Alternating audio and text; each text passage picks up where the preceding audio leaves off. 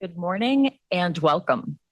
Welcome to the distinguished representatives of the U.S. Department of Education, to the primary and alternate representatives of our many constituency groups, to those who work behind the scenes to make this endeavor and this process successful and possible, and to the members of the public joining here in Washington, D.C. and from all across the country. My name is Kayla Mack, and it is my privilege to open and facilitate this negotiated rulemaking process under Section 492 of the Higher Education Act of 1965 as amended. On behalf of the Department of Education and the AIM Committee, the Accreditation, Innovation, and Modernization Committee. I'm honored to serve in this role to help guide a process that is productive, efficient, thoughtful, and meaningful, and one in which consensus, where possible, is seriously pursued and carefully built. I want to acknowledge my appreciation for the preparation that has led us here today.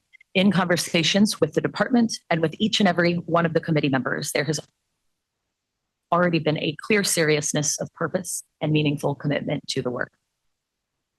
That preparation matters, and it helps this committee for a strong start. As a first order of business, I would like to acknowledge the department representatives at the table, Mr. Jeffrey Andrade, our federal negotiator, Mr. Jacob Lalo from the Office of General Counsel, and Ms. Elizabeth Daggett from the Office of Post-Secondary Education. Jeff, with that, I would like to turn it over to you. Thank you, Kayla, and welcome everyone to the AIM negotiated rulemaking. We'd like to go through things rather quickly and get into this right away. First, I would like to introduce someone who needs no introduction, the Undersecretary of Education, Nicholas Kent. Nicholas Kent was sworn in as the 15th Undersecretary of Education on August 4th, 2025, following his nomination by President Trump and confirmation by the U.S. Senate. As of February 5th, 2026, Undersecretary Kent has also been delegated the duties of Deputy Secretary of Education. As a first-generation college student and a respected education policy expert with more than 2 decades of experience, Undersecretary Kent serves as the nation's top federal official for higher education. As Undersecretary, he oversees the department's post-secondary education, career, technical, and adult education,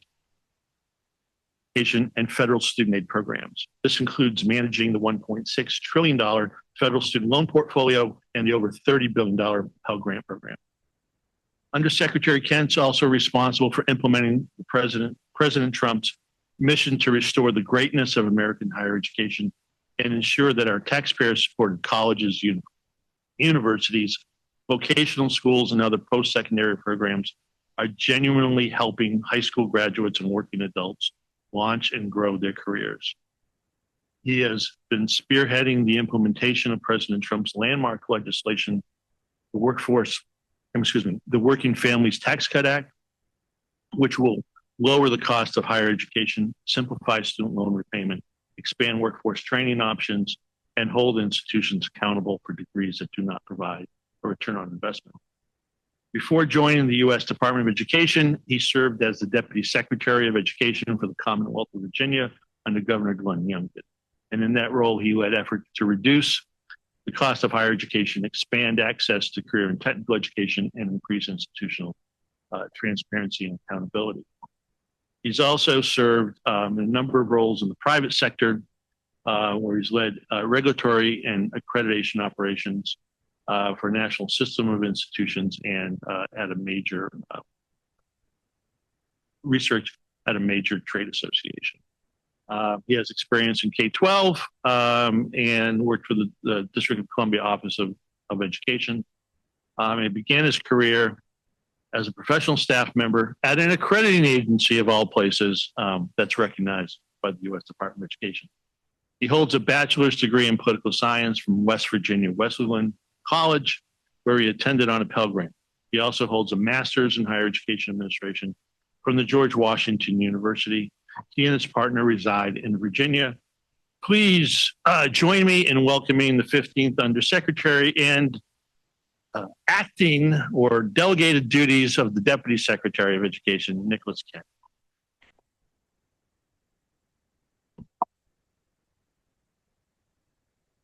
Morning, everybody. Morning. Apologies for those of you who have had to sit through that bio multiple times in the same room. Again, good morning, and on behalf of the Trump administration, Secretary McMahon, and everyone here at the United States Department of Education, welcome to the Negotiated Rulemaking Committee on Accreditation, Innovation, and Modernization. Whether you're seated at the table today as a negotiator or joining us as a member of the public in person or virtually, thank you for your time, your expertise, and your willingness to engage in the important.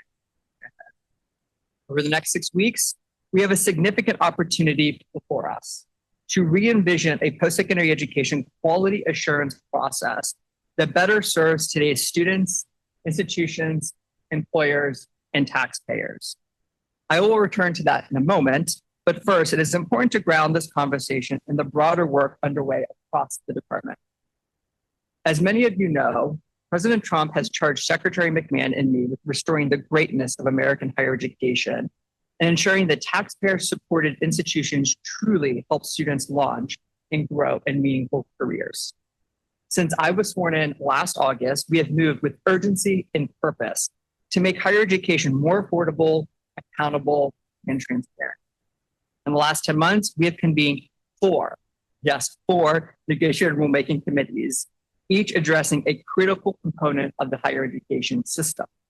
Our first committee, which convened last June, focused on restoring the Public Service Loan Forgiveness Program to its intended purpose by ensuring that only borrowers working for lawful public service organizations are eligible and excluding those employed by organizations engaged in illegal activities.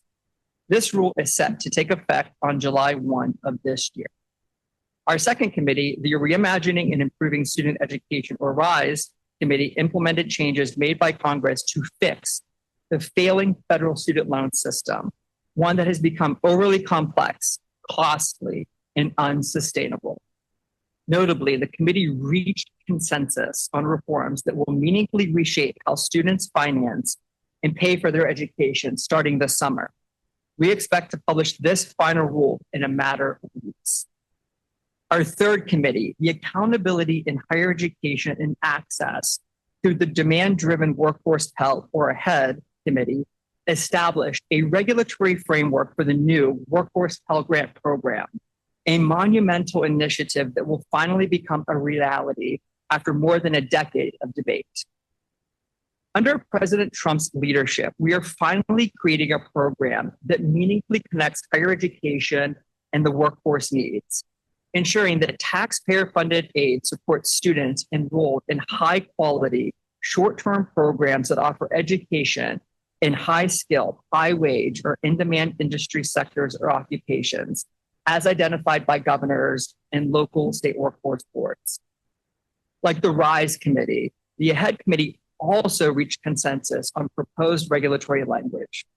We received thoughtful public comments on this package over the last month, which we are now reviewing, and we expect to publish this final rule later this spring. We are particularly excited about moving toward implementation of the Workforce Pell Grant Program this summer. Our recent visits to college campuses across the country have already seen a sense of competition building among institutions who are very eager to be the first to receive approval for an eligible workforce program. Secretary McMahon and I look forward to not only celebrating this milestone, but to hopefully visiting and recognizing the first approved program in person. This same committee also reached consensus on another often controversial but critically important topic: accountability. You've heard me say before that accountability in higher education is essential. With more than $130 billion in annual federal investment through Pell Grants, federal student loans, and campus-based aid, we have a responsibility to ensure that taxpayer dollars are spent wisely. Institutions who do not provide students with sufficient return on investment are not worthy of taxpayer funds. That is accountability, and that is one of the main pillars of the president's signature higher education reforms in the Working Families Tax Cut Act. Accountability must also be fair. It must be applied consistently across all institutions and programs, regardless of type, tax status, or religious affiliation. Unlike prior administrations, we are not interested in targeting certain institutions. We are focused on holding all institutions and all programs accountable to the same clear outcome-based standards. For those who have said they would accept standards if they were applied evenly, that is precisely what we will provide. In return, we expect you to keep your word and live by those standards without excuses or qualifications. For more than 15 years, the department attempted to establish a durable accountability framework through negotiated rulemaking, and each time those efforts failed to produce consensus, resulting in a cycle of regulatory whiplash that created uncertainty for institutions and confusion for students. That tumultuous and unpredictable pattern changed with the AHEAD committee. And despite the complexity of the issue and the wide range of perspectives at the table, the committee reached a historic agreement on accountability grounded in data, transparency, and student outcomes. That achievement should not be understated. It reflected a shared recognition that the status quo is no longer acceptable and showed that meaningful reform is both necessary and possible with individuals who come together around a common goal. We intend to publish our proposed accountability rule in the very near future and strongly encourage stakeholder feedback grounded in data and evidence. Beyond negotiated rulemaking, the department has taken significant non-regulatory action over the last 14 months to strengthen higher education, beginning with restoring trust in the federal student financial aid system. The flawed rollout of the simplified FAFSA under the previous administration disrupted millions of students and families. We saw Republicans and Democrats alike come together to criticize a process that failed those it was meant to serve.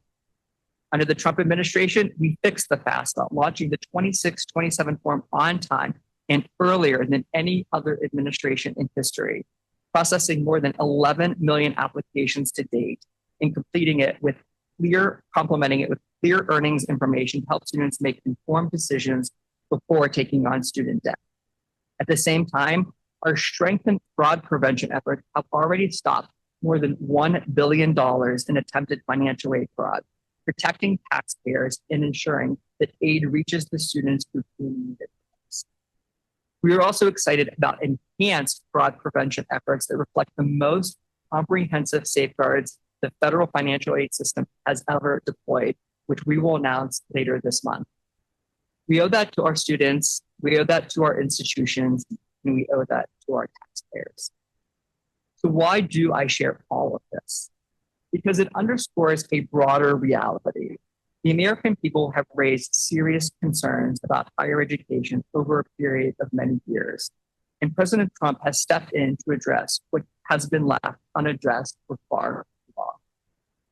Unfortunately, too many lobbyists, accreditors, and institutions oppose change because the broken system works for them. Like an industry that profits from a chronic illness, they benefit when the patient never fully recovers. The erosion of trust in higher education did not happen overnight. It has developed over time, driven by rising costs, uncertain outcomes, and growing questions about whether institutions are delivering the value students and families expect. The data are clear. A June 2025 survey by the Manhattan Institute found that only 1 in 5 Americans, or 20%, express a great deal of trust in the nation's public colleges and universities, and nearly half believe higher education is on the wrong track. A September 2025 Gallup poll shows a striking long-term decline in the perceived value of higher education. In 2010, 75% of Americans said a college degree was very important. Today, that number has fallen to 35%. Concerns extend beyond value to campus climate. A 2024 Heterodox Academy report found that a majority of students report hesitancy in expressing their views in class due to fear of consequences. And a recent research report raised additional concerns. For example, a 2025 study report by Campus Reform found that nearly 90% of students reported pressure to present more progressive views than they genuinely hold, along with widespread self-censorship on politically sensitive topics. When free inquiry and truth-seeking disappear from college campuses, institutions cannot deliver on their promise to teach young people to think critically. This is academic rot. Professors should challenge students to fully engage in ideas on both sides of an issue. Instead, many facilitate echo chambers that foster tribalism. All the while, the federal student loan portfolio has grown to nearly 1.7 trillion, with almost 9 million borrowers in default and fewer than a third actively repaying their loans. Employers across sectors report that graduates often require additional training, highlighting a persistent gap between academic preparation and labor market needs. Taken together, these data and trends point to a clear conclusion. Confidence in higher education has been declining for years. And to those who say the changes we are pursuing would upend higher education, I say plainly, yes, that is the point. When public confidence is this low, when students graduate with unmanageable debt, when education is increasingly disconnected from the workforce, and when students fear expressing their views, incremental change is not enough. The system is not working, and it requires a serious overhaul. It is clear that serious reform is needed to right the ship in higher education. Beginning today, those at the table have the opportunity to continue to reorient higher education back to its intended purpose, serving students on their journey to upward mobility. That is why President Trump made higher education reform and accreditation in particular a priority.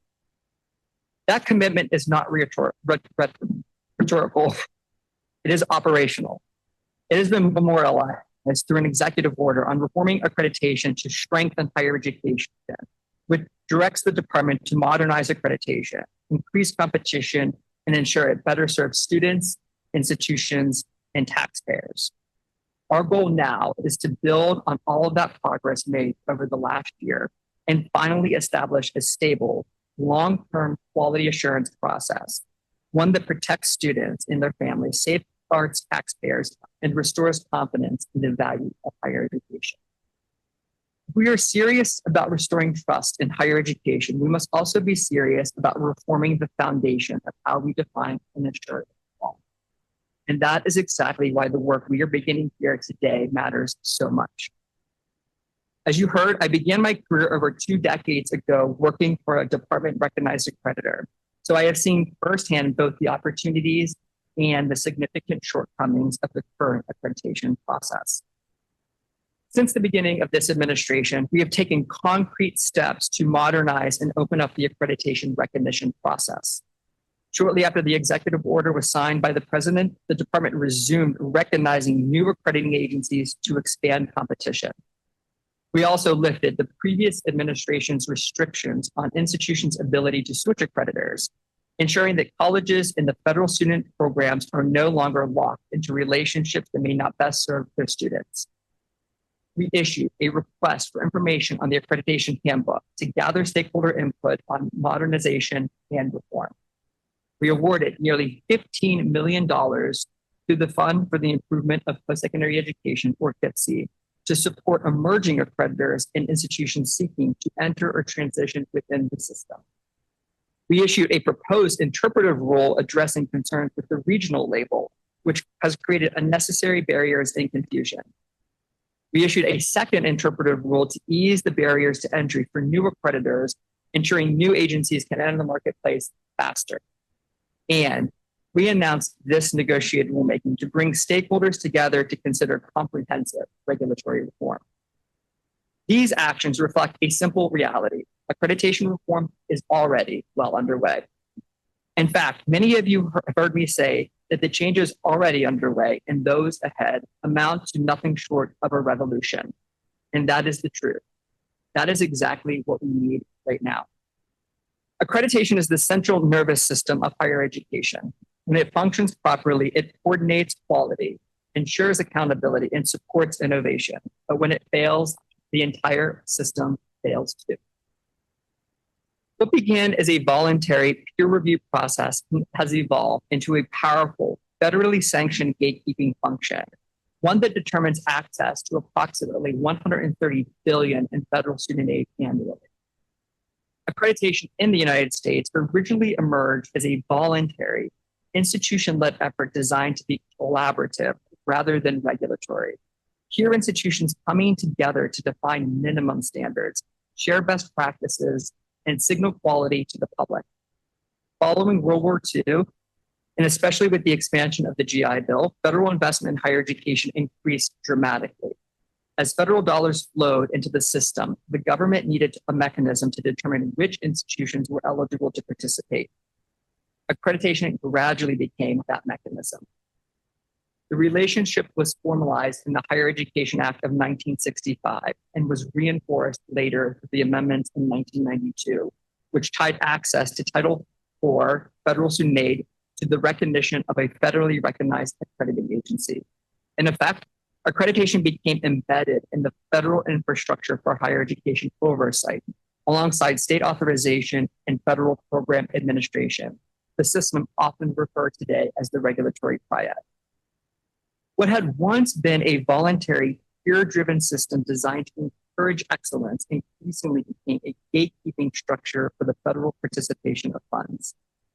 A relatively small number of private, non-governmental organizations were given extraordinary influence over which institutions and programs could access federal student aid. However, with that shift came a set of structural consequences that we are still grappling with today. Too many institutions with weak or declining outcomes remain fully accredited. Institutions that graduate a small share of the students or that leave large number of borrowers with significant debt and limited earnings potential continue to meet accreditation standards and without meaningful consequences. Too many programs leave students worse off financially than when they ever began. And students take on debt in good faith only to discover after graduation that their credential has limited labor market value, weak earnings outcomes, or little alignment with what workforce demands. And too often, accreditors focus on inputs rather than outcomes. The emphasis remains heavily on process compliance, documentation, faculty credentials, and procedural checklists, rather than whether students are completing programs, finding meaningful employment, or achieving a positive return on their investment. In practice, this means that a student's experience can vary dramatically depending on where they enroll, whether their accrediting system may still view their institution as compliant, or even when their student outcomes tell a very different story. At its best, accreditation should be a dynamic quality assurance process, one that drives continuous improvement, encourages and rewards innovation, and ensures accountability for results. But too often today, it functions as a static compliance exercise that is slow to respond to poor performance and even slower to reward meaningful change.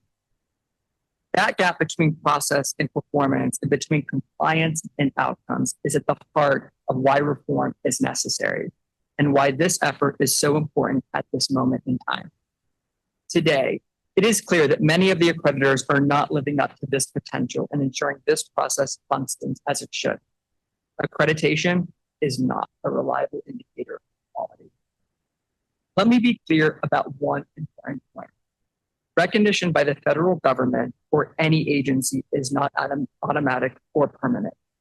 If a recognized accrediting agency is unwilling to acknowledge the need for change or unwilling to engage constructively in reforms to better serve students and taxpayers, I will gladly accept notice of that agency's voluntary withdrawal of recognition today and sever its relationship with the federal. Any current accreditor unwilling to accept the bold reforms ahead is free to untether itself from the federal government. Accreditation has become overly concentrated with limited competition and significant barriers to entry for new accrediting bodies. Although accreditation was never intended to be a closed marketplace, in practice, it has evolved into one dominated by a small number of entrenched agencies with domineering influence over institutional eligibility for federal student aid. This lack of meaningful competition has important consequences. When a system has few entrants and limited turnover, it naturally becomes more stagnant. Standards tend to harden over time, not because they are necessarily the most effective measures of quality, but because they are the most established and least likely to be challenged or rethought. Institutions are locked in and mediocrity abounds. In some cases, this has contributed to rigid and process-heavy standards that place a significant compliance burden on institutions. Colleges and universities often find themselves spending substantial time and resources documenting adherence to procedural requirements rather than focusing those same resources on improving student outcomes, strengthening academic programs, or innovative delivery models. The lack of competition has also, in many instances, increased costs for institutions. Accreditation reviews, reporting requirements, site visits, and ongoing compliance obligations can require significant administrative infrastructure. Even for larger, well-resourced institutions, this process has become unmanageable and costly. Worse off are the smaller or innovative providers where the accreditation process has become a significant barrier to entry, innovation, or expansion. Similar to other industries, new competitors would provide innovative ways to deliver high-quality service at lower costs. And perhaps most importantly, the lack of competition can slow innovation across a system. In a more dynamic market, accrediting agencies would be incentivized to differentiate themselves based on quality, responsiveness, and alignment with student outcomes and workforce needs. Instead, when institutions have limited ability to choose amongst accreditors or face high switching costs, the pressure to compete and improve is reduced. Lack of competition has also allowed legacy accreditors to indulge in ideological coercion of colleges and universities. With no alternatives available, institutions are at the mercy of biased, partisan bureaucrats to enforce ideological uniformity across academia. Innovation means finding better ways to deliver services at lower costs, thus making higher education more affordable to students and families. In short, the recognition process for accreditors is not working as intended. And it is not just this administration and the department that believe this process is stagnant and in desperate need of change. Across the higher education community, institutions, students, families, taxpayers, and bipartisan members in both chambers of Congress believe that the system is in dire need of reform. That is why we are here today. The AIM Committee represents a golden opportunity to join together to rebuild a quality assurance system for the modern era. Our goals for reform are clear, and they reflect our commitment to a modern, effective, and student-centered framework for higher education quality assurance. Recognized accreditors should be once again trusted signal of educational quality, grounded in consistent standards, clear expectations, and evidence of student achievement. Building on the principles of independence, we are committed to protecting institutional governance. Accrediting agencies should refrain from interfering with decisions that fall within the rightful authority of state governments, boards of trustees, or similar governing bodies. Institutions should retain control over core decisions so they can advance their particular mission while still being accountable for quality and outcomes.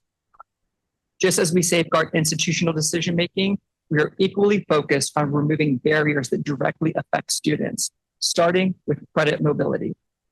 Far too many students face obstacles when transferring credits to a new institution, often paying twice for the same or similar courses. Institutions have seen this as a way to generate additional revenue. By focusing on the bottom line instead of helping their students, institutions lengthen students' time to credential and increase their financial burden pointlessly. By improving credit transfer policies, we can reduce time to completion, lower costs, and make students' educational pathways more transparent and fair. We are also very serious about maintaining appropriate separation between accreditors and their related trade associations. In some cases, programmatic and specialized accreditors held a monopoly over a profession, resulting in unnecessarily costly and burdensome accreditation requirements and perpetuating degree inflation without a commensurate payoff. Ensuring clear boundaries will prevent conflicts of interest, foster competition, and encourage accreditors to focus on quality and outcomes rather than legacy control over a field. At the same time, we want to increase competition within the accreditation system. A healthy system cannot rely on a small number of entrenched gatekeepers with limited incentives to innovate. By allowing greater entry of new accrediting bodies and reducing unnecessary barriers for institutions to switch accreditors, we can create a dynamic and responsive marketplace. We also aim to strengthen accountability across the entire system. Accreditation must be meaningfully connected to student outcomes. Institutions with weak or declining results should not remain in good standing indefinitely. A modern system ensures that accreditation reflects performance, drives continuous improvement, and supports students in completing programs successfully, earning credentials that matter in the labor market, and leaving with manageable debt. Finally, transparency is essential. For far too long, accreditation has operated in ways that are difficult for students, families, policymakers, and even institutions to understand. Clear, accessible standards and decision-making processes are necessary for accountability and for restoring public trust in higher education. When expectations are transparent, stakeholders can make informed decisions, and institutions are motivated to continuously improve. Taken together, these goals, integrity, institutional autonomy, student mobility, separation from trade associations, competition, accountability, and transparency, establish a new framework for a quality assurance system that is fair, evidence-based, and responsive to the needs of students, institutions, and taxpayers. This is the system that we want to build. It is the foundation upon which today's work of the AIM Committee is based. Your predecessors on the Rise and Ahead committees faced similarly complex challenges, and they succeeded by working collaboratively, listening carefully, and embracing compromise. No one walked away with everything that they wanted, but they delivered meaningful progress for students, families, and taxpayers. We ask the same of you. Come to the table with open minds. Be willing to challenge assumptions. Keep students and their interests at the heart of your decision making. Focus not on preserving the status quo, but on building something better. The department comes to this process with the same spirit. We are open to new ideas and thoughtful solutions, but we will remain firm in our commitment to implementing bold reforms. The American people expect results, and we intend to deliver them. In the last election, accreditation became a national issue, something few of us would have ever predicted even a few years ago. That alone signals how important this work has become. Now, we have the responsibility to meet that moment. We have the opportunity right here and right now to reshape accreditation into a system that truly serves students, strengthens institutions, and restores public trust in higher education. I look forward to the work ahead and hope that next month we will once again be able to stand together and celebrate consensus of this committee. Thank you, and I wish you all the very best in this important effort ahead. And with that, I will turn back over.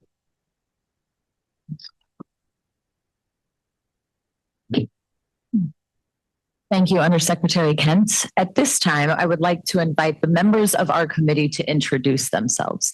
As I call your constituency, I will ask the primary representative, followed by the alternate, should there be one for the constituency group, to please briefly share your name, where you are from, and any affiliation or employment you would like to note. Primaries, you each have a microphone in front of you. Please ensure that you turn it on as indicated by the red light and speak directly into it. Alternates at your table, there is one microphone, so I'm going to ask that you share it and pass it as is necessary to speak directly into that. I will be going in the order of the constituency groups. Sure. Are we good with sound, audio visual team? We are going to take a brief 5-minute pause so that we can confirm our technology is up and running and that everybody can be heard when they are introducing themselves. Thank you all.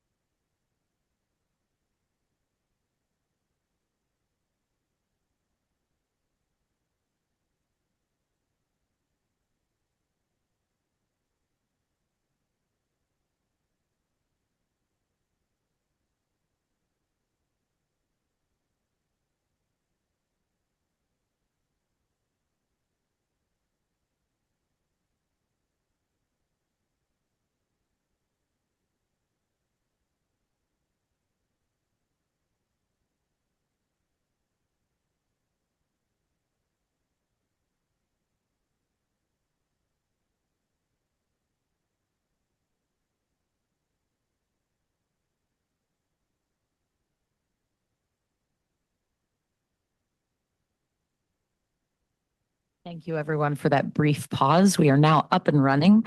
We're going to return to those introductions. I will call out the constituency group, ask the primary, followed by the alternate, again, to share your name, where you're from, and any affiliation or employment you would like to briefly share. Please make sure that you are speaking into those microphones. And just so that you can prepare, I am going to go in the order of the committee handout that everyone has already received. So first up, please, on behalf of students, student loan borrowers, or groups representing them, our primary. I'm Magnus Noble. I am undergraduate at the University of Illinois Springfield. And Thank you, Magnus. And our alternate. Hi, I'm Ryan Hofer. Just graduated last June with a doctorate, and I'm here to represent student borrowers. Thank you, Ryan.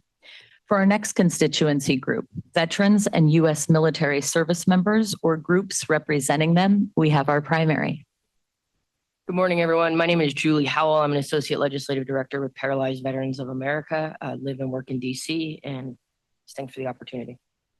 Thank you. And our alternate for that constituency group, Stuart Helgeson from Valley Forge Military College, will be joining us later today. Next, we have our organizations representing workforce development needs, professional associations, or employers. We have our primary. Hi, I'm Siri Turgeson from Florida Atlantic University, where I'm professor and associate dean. We have over 10,000 students in the College of Business alone, over 30,000 at the university, and serve thousands of employers. Thank you. Next, we have our legal assistance organizations, consumer advocates, and civil rights organizations that represent students or borrowers, our primary. Hi, I'm A.D. Matzen. I serve as the National Director of Government Affairs for Agudath Israel of America. For those not familiar, we've been advocating for the religious and civil rights of the Orthodox Jewish community and its students for over 100 years. We have a pro bono legal network across the country as well. I live in Ohio, and my background personally, I have a master's in special education and Talmudic law. Thank you, AD. Next, we have our public institutions of higher education, including community colleges, historically Black colleges and universities, and tribally controlled colleges and universities. We have our primary. Thank you, Kayla. Good morning, Monty Sullivan. I'm retired president of the Louisiana Community and Technical College System, 32 years, I believe. Who's counting though? Public and some private institutions, 2 and 4, but primary experiences with the Louisiana Community and Technical College System. Thank you. Thank you, Monty. And our alternate for that constituency group, Luciano De Castro from University of Iowa, will be joining us later this week. Our next constituency group is the private nonprofit institutions of higher education, including institutions with a religious mission, historically Black colleges and universities, and tribally controlled colleges and universities. We have our primary. good morning, everyone. I'm David Eubanks. I live in Greenville, South Carolina, and work at Furman University, where I'm assistant vice president. Furman's celebrating its 200th year this year. Thank you, David. And we have our alternate. Hello, I'm William Hathaway. I'm the provost of Regent University in Virginia Beach. We are a faith-based institution with a variety of modalities that we operate in. I also have a fair amount of background in programmatic accreditation. Thank you very much. Next, we have proprietary institutions of higher education as defined in 34 CFR 600.5, our primary. Good morning, everyone. I'm Jeffrey Bodemer. I'm the Vice President of Regulatory Compliance from Post University that's located in Waterbury, Connecticut, and I live in Reno, Nevada. Thank you. And we have our alternate. Good morning. My name is David Cohen. I'm the president of Five Towns College in New York. I'm also the president of, the chair of the Association of Private Colleges in New York, representing 12 colleges and 25,000 students. Thank you very much. For our next constituency, state officials, including governors, state higher education executive officers, state authorizing agencies, and state attorneys general, we have our primary. Good morning. I'm Ray Rodriguez. I'm the chancellor of the State University System of Florida, and I live and work in Tallahassee. Thank you very much. And we have our alternate. Good morning, everyone. I'm Mike Duffy. I'm the 11th Chancellor of the Ohio Department of Higher Education, representing state agencies and governors. Thank you very much. For institutional accrediting agencies recognized by the Secretary under 34 CFR Part 602, we have our primary. Good morning. My name is Michael McComas. I'm the Executive Director with the Accrediting Commission of Career Schools and Colleges, Secretary recognized agency since 1967. I've been there for 32 years. So happy to bring that breadth of experience. Also, this is my 9th negotiated rulemaking. And so I've been told that there's a punch card that if I get to 10, I get a free sandwich. So I'm really looking forward to that as well. Great to meet you all and the opportunity to work together. Thank you, Michael. And for our alternate. Good morning, everyone. Heather Perfetti, President of the Middle States Commission on Higher Education and Chair of the Council of Recognized Accrediting Commissions. Good to be here with you. Thank you, Heather. For our next constituency, programmatic accrediting agencies recognized by the Secretary under 34 CFR Part 602, we have our primary. Good morning, everyone. My name is Rebecca Biusaka. I'm the President of the National Accreditation Commission. I'm very excited to be here to meet everyone and to be a part of this process, much like Monty and Mike. I have been in the accreditation space for 32 years and counting. So I look forward to this process and revolutionizing education. Thank you. And for our alternate. Good morning, everyone. I'm Brian Kessler. I'm an osteopathic family physician who serves as the Dean at the Emeritus School of Osteopathic Medicine in Hagerstown, Maryland. And I also serve as the Vice Chair of the Commission on Osteopathic College of Accreditation. Thank you, Brian. Next, we have organizations representing taxpayers and the public interest for our primary.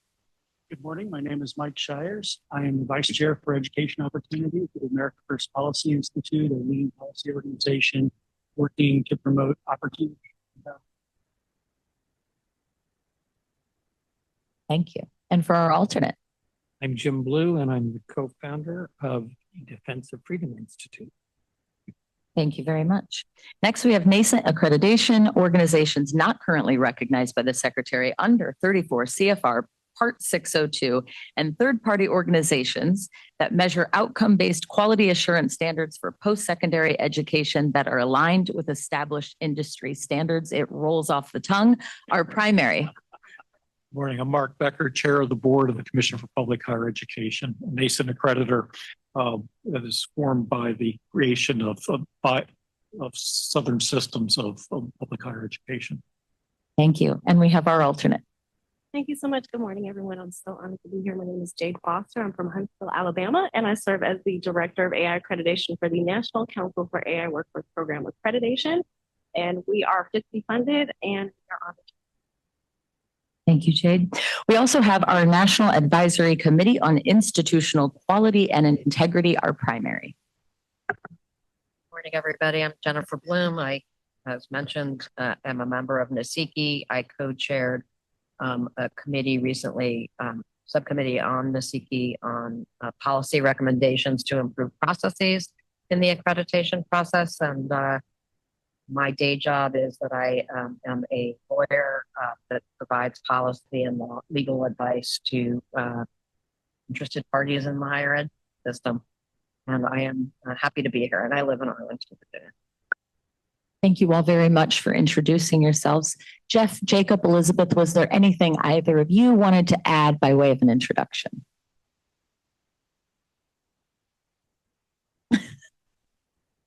I think I'm good. I'll live with you guys. Well, seeing as this is my first negotiated rulemaking where I've been at the table, my name is Elizabeth Daggett. I go by Beth Daggett. I'm the director of the accreditation group here at the U.S. Department of Education. I have been with the department for almost 20 years. I've been with the accreditation group since 2010. Prior to coming to the department, I actually worked at an accrediting agency, so I have extensive accreditation experience. I'm saying experience, I'm not old. But I'm happy to be here with all of you and to provide any subject matter expertise that I can based on my experience. Thank you. And I'm Jeff Andrade. I'm the Deputy Assistant Secretary for Post-Secondary Education. I am busily trying to catch up with Mike on my punch card because I want that sandwich. Happy to be here and very happy to be with all of you and appreciate your taking the time out of your busy schedules to work with us on these important regulations. And because they both talked and I feel bad now.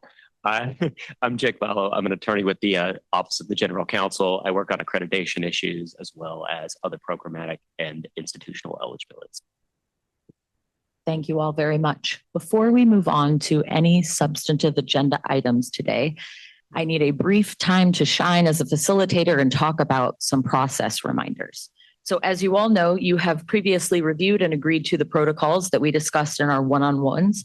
Those will be utilized to guide the process. Few key things to remember. First, in front of each of you at this main table, there are the green comment cards. If you have a question or comment that you would like to add, please raise that, turn it on its end. I will recognize speakers in the order in which those cards are raised, and I will let you know when you have the floor.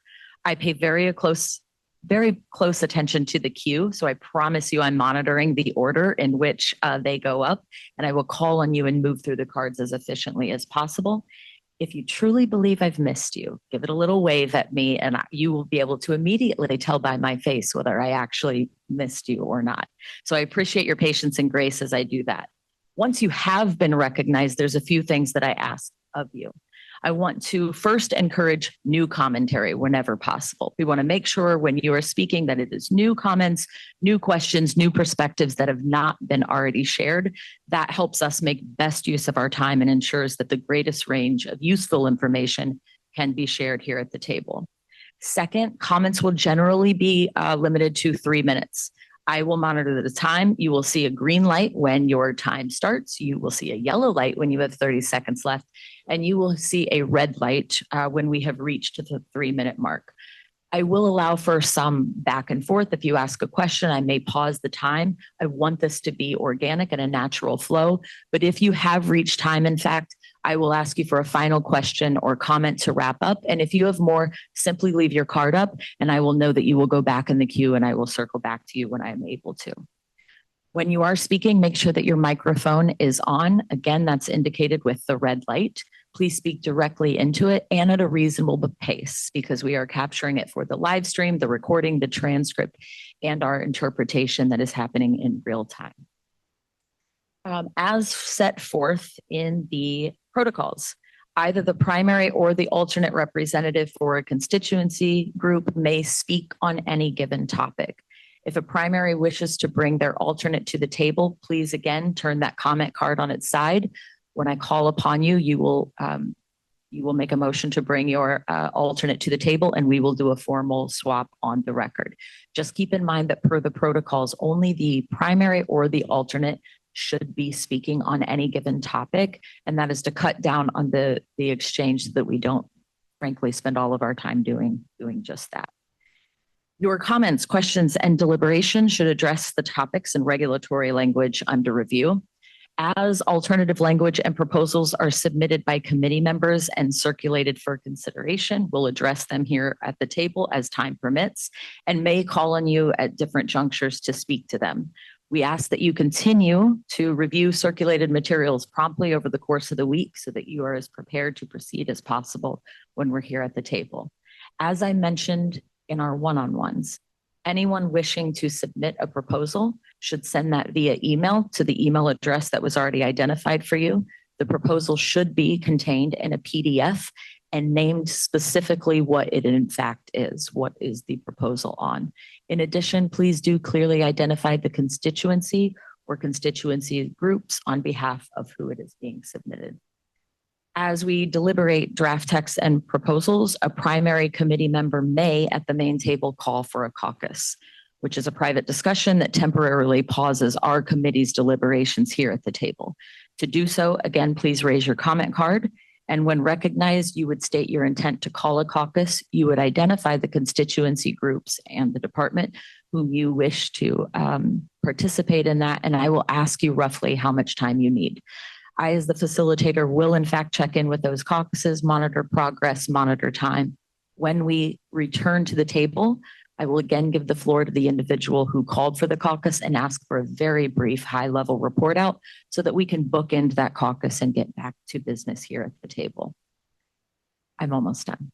I want to remind everyone that throughout the week, we are going to take pulse checks. These are the informal, non-determinative check-ins intended to help us understand where as a committee we are in terms of any given topic or sections being discussed.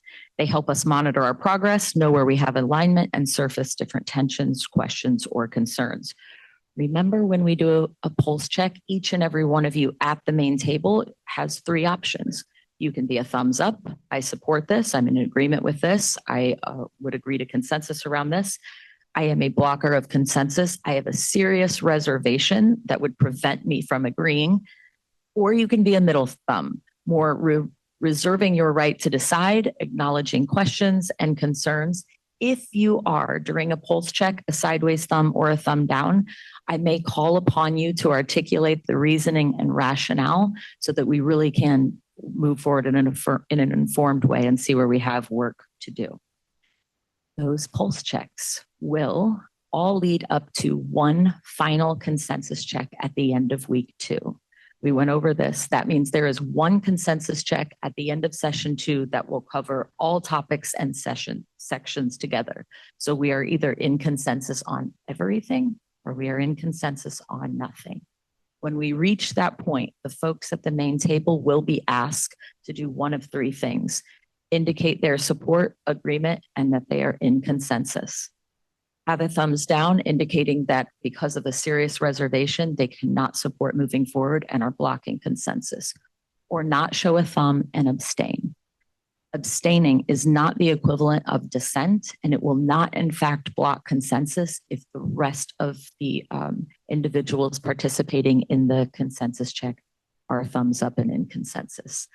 I assure you that each and every time we take a pulse check or the final consensus check, I will make it clear what we are taking it on, what you are indicating, and your three options. Okay.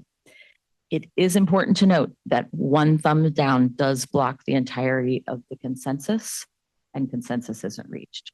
With that said, I'm ready to move forward to our substantive agenda, but before I turn it over to Jeff to do so, I would like to know if the committee members have any comments or questions at this particular time.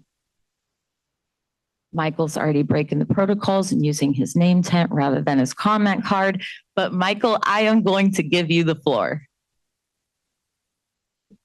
You'd think after 9 times. You would think, right? Thank you, Kayla. Thank you for all of that. I really appreciate the comments that Secretary Undersecretary Kent shared with us this morning about the whole process, the importance of and the weight and the gravity that it has with regard to what we do today, but its impact on accreditation and throughout the community. My representation is for institutional accrediting agencies recognized by the I do think that it's useful that we have as many voices that can speak to that process, the recognition process.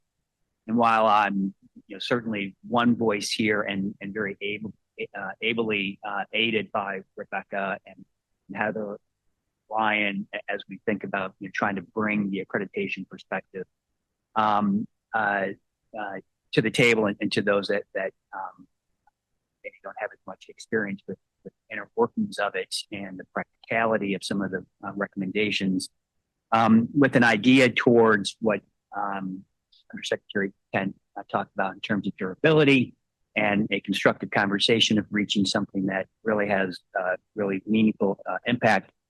I'm wondering if the department might also be interested or open to the idea of adding an additional seat for an additional accreditation representative for a programmatic agency that is currently recognized by the department. And I'll note by serendipity or otherwise, there just happens to be an empty seat right here. So, but I just bring it up as an opportunity. We feel the weight of the community amongst us I certainly just want to make sure that we have the voices around the table that can help the department and help the communities. For the protocols, I believe this would be subject to a consensus check. I wondered if the department wanted to speak to that before I move to that. Yeah, I'm prepared to vote no and down.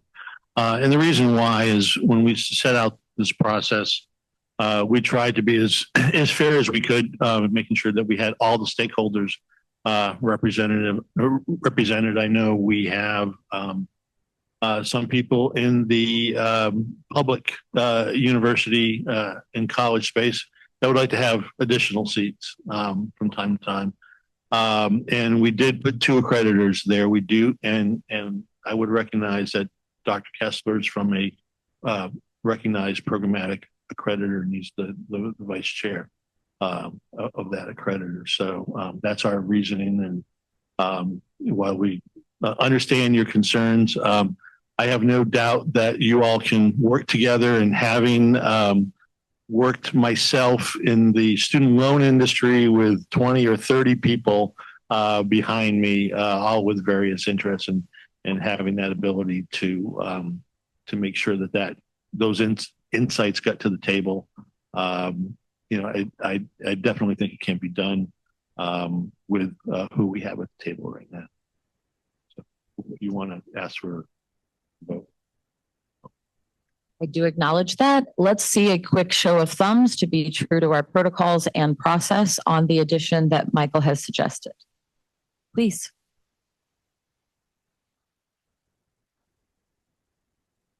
It's good practice to use those thumbs. Thank you, everyone. Thank you, Michael, for making that motion, Jeff, to speaking with it. We do not have consensus on that addition, so I will move to the next comment card. Magnus, please. Thanks, Kayla. Like Michael, I would like to submit a nomination for someone who's present today to fill the alternate negotiator slot in the category of legal assistance organizations, consumer advocates, and civil rights organizations that represent students or borrowers, which is currently vacant. This slot has a vital impact, and filling it is important for many reasons. New federal rules for creditors, the rules we'll be developing together, will affect over 20 million students pursuing education and training beyond high school each year.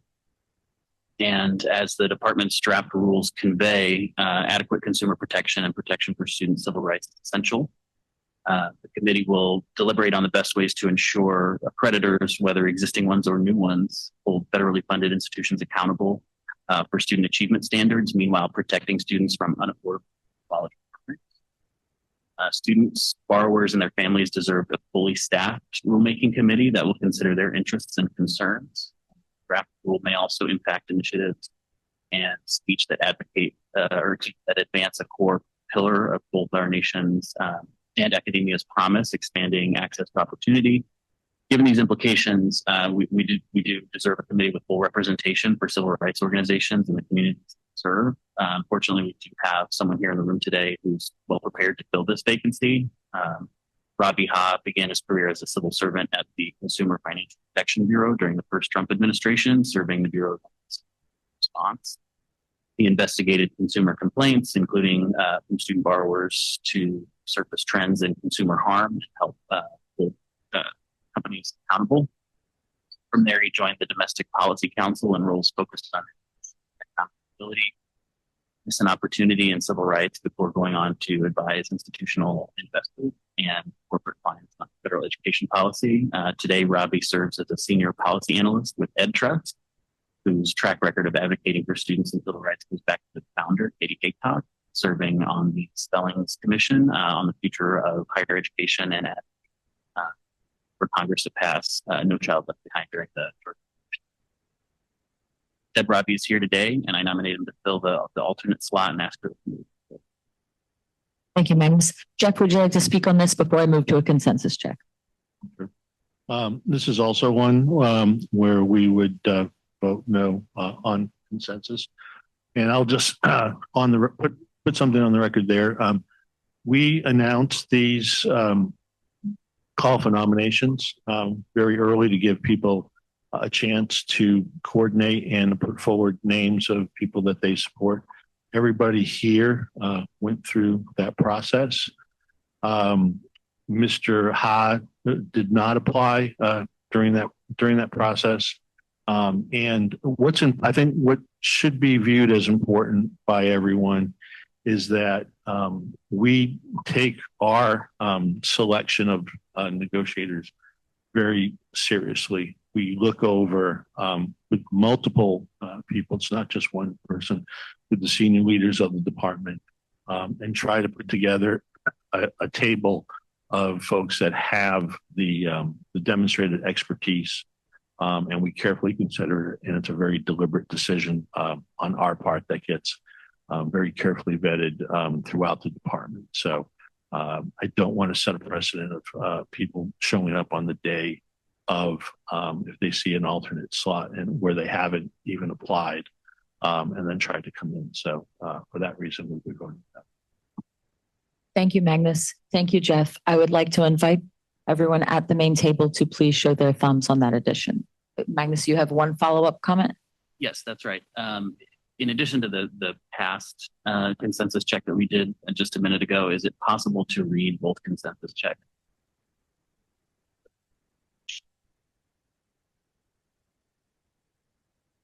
Do you have any comment on that, Jeff? Yeah, we can put that in the record if you want to call it on the record. I think there's people here that wouldn't mind doing that. Okay, let's do this one first, please. I want to be clear. You are an up thumb or you are a down thumb on the addition that Magnus just identified.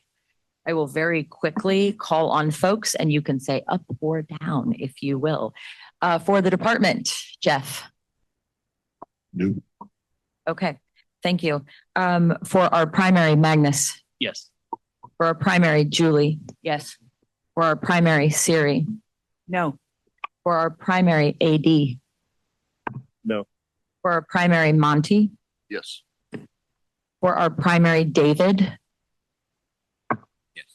For our primary, Jeffrey. No. For our primary, Raymond. Down. Thank you. For our primary, Michael McComas. Down. For our primary, Rebecca. Down. For our primary, Michael Shires. Down. For our primary, Mark. Down. For our primary, Jennifer. Down. We're going to go through that exercise once more to read into the record as requested by primary Magnus. As for the addition that Michael McComas previously asked, I appreciate you going through this once more. For that particular one, on behalf of the department, Jeff. On behalf of primary Magnus. Yes. Primary Julie. Yes. Primary Siri. Primary AD. Down. Primary Monty. Primary David. Primary Jeffrey. Sideways. Up or down on this one? Sorry, down. Primary Raymond. Down. Primary Michael McComas. Up. Primary Rebecca. Up. Okay. Primary Michael Shires. Down. Primary Mark. Down. Primary Jennifer. We can't go sideways, huh? Not on this one. We abstain. I will allow it. Abstain. Thank you very much for going through those. Magnus, thank you for that request. Jeff, thank you for speaking on it. And I do appreciate you all reading your particular consensus check votes there into the record. I don't see any other cards. Are you good, Magnus? Your comment card. You have another comment, please. I just want to thank the committee for taking the time. And I will say that I thought I was going to have the honor of the first person in the room that Ed said no to this morning, but Michael, as the senior negotiator, took that honor for me, and I'm happy to concede it. So thanks, everybody. Thank you very much. Without seeing any additional comment cards up, it is my pleasure to turn it over to Jeff. I believe he's going to give us an overview of recognition regulations and review process in context of institutional and programmatic accreditation. Yeah, thank you. Before I get started, I think at this point, just given the length of time and the continuity, what I'm going to do is I'm going to do an overview, and then my colleague Cody Christensen from the office of the chief economist has a data presentation that looks at market share and where we are from a data standpoint. But I like to keep the continuity together. So typically we break at 10:30. So if there isn't any objection, I'd like to break now, and then we'll come back, and then Cody do our presentation. That sounds good. Let's break now. 13 minutes. We'll come back at 10:25. Thank you.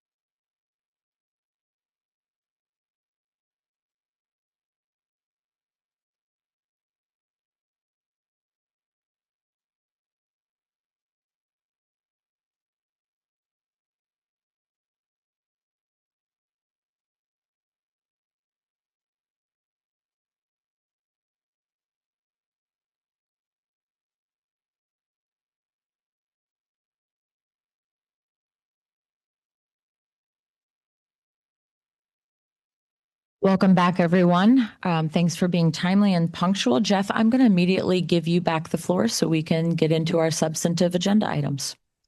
Thanks. Actually, can you back up one slide? Nicole? Okay, thanks. So as I said, I'm going to try to do a little bit of table setting from the policy standpoint, and Cody's going to come behind me and do a little bit of table setting from the data and analysis perspective. And I spent a number of hours in recent weeks trying to figure out how I'm going to provide this overview in sort of a short, compressed time frame. And so recognizing that we have a wide range of participants here at the table with regard to accreditation experience, I wanted to try to get us to a common place where we all understand the various terms and the concepts that we're going to discuss this week, that we understand the evolving federal role and some of the political tensions that are likely to arise concerning the recognition of accreditors and the regulations that are used in that recognition.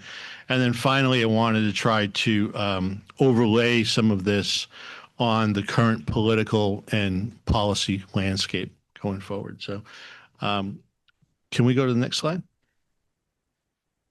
So the way this will be broken down is we'll talk initially about the background and the evolution and development of accreditation. As my colleagues from the accreditation community will no doubt remind me, accreditors were here first, probably a good 100 years before the federal government ever thought about looking to them. And we recognize that. The second part is with regard to the federal role and its expansion, and particularly its expansion in more recent years. And then finally, we'll talk about some of the current challenges that these regulations are designed to address, including the challenges raised in the president's executive order from last year with regard to accreditation. So can we go to the next slide?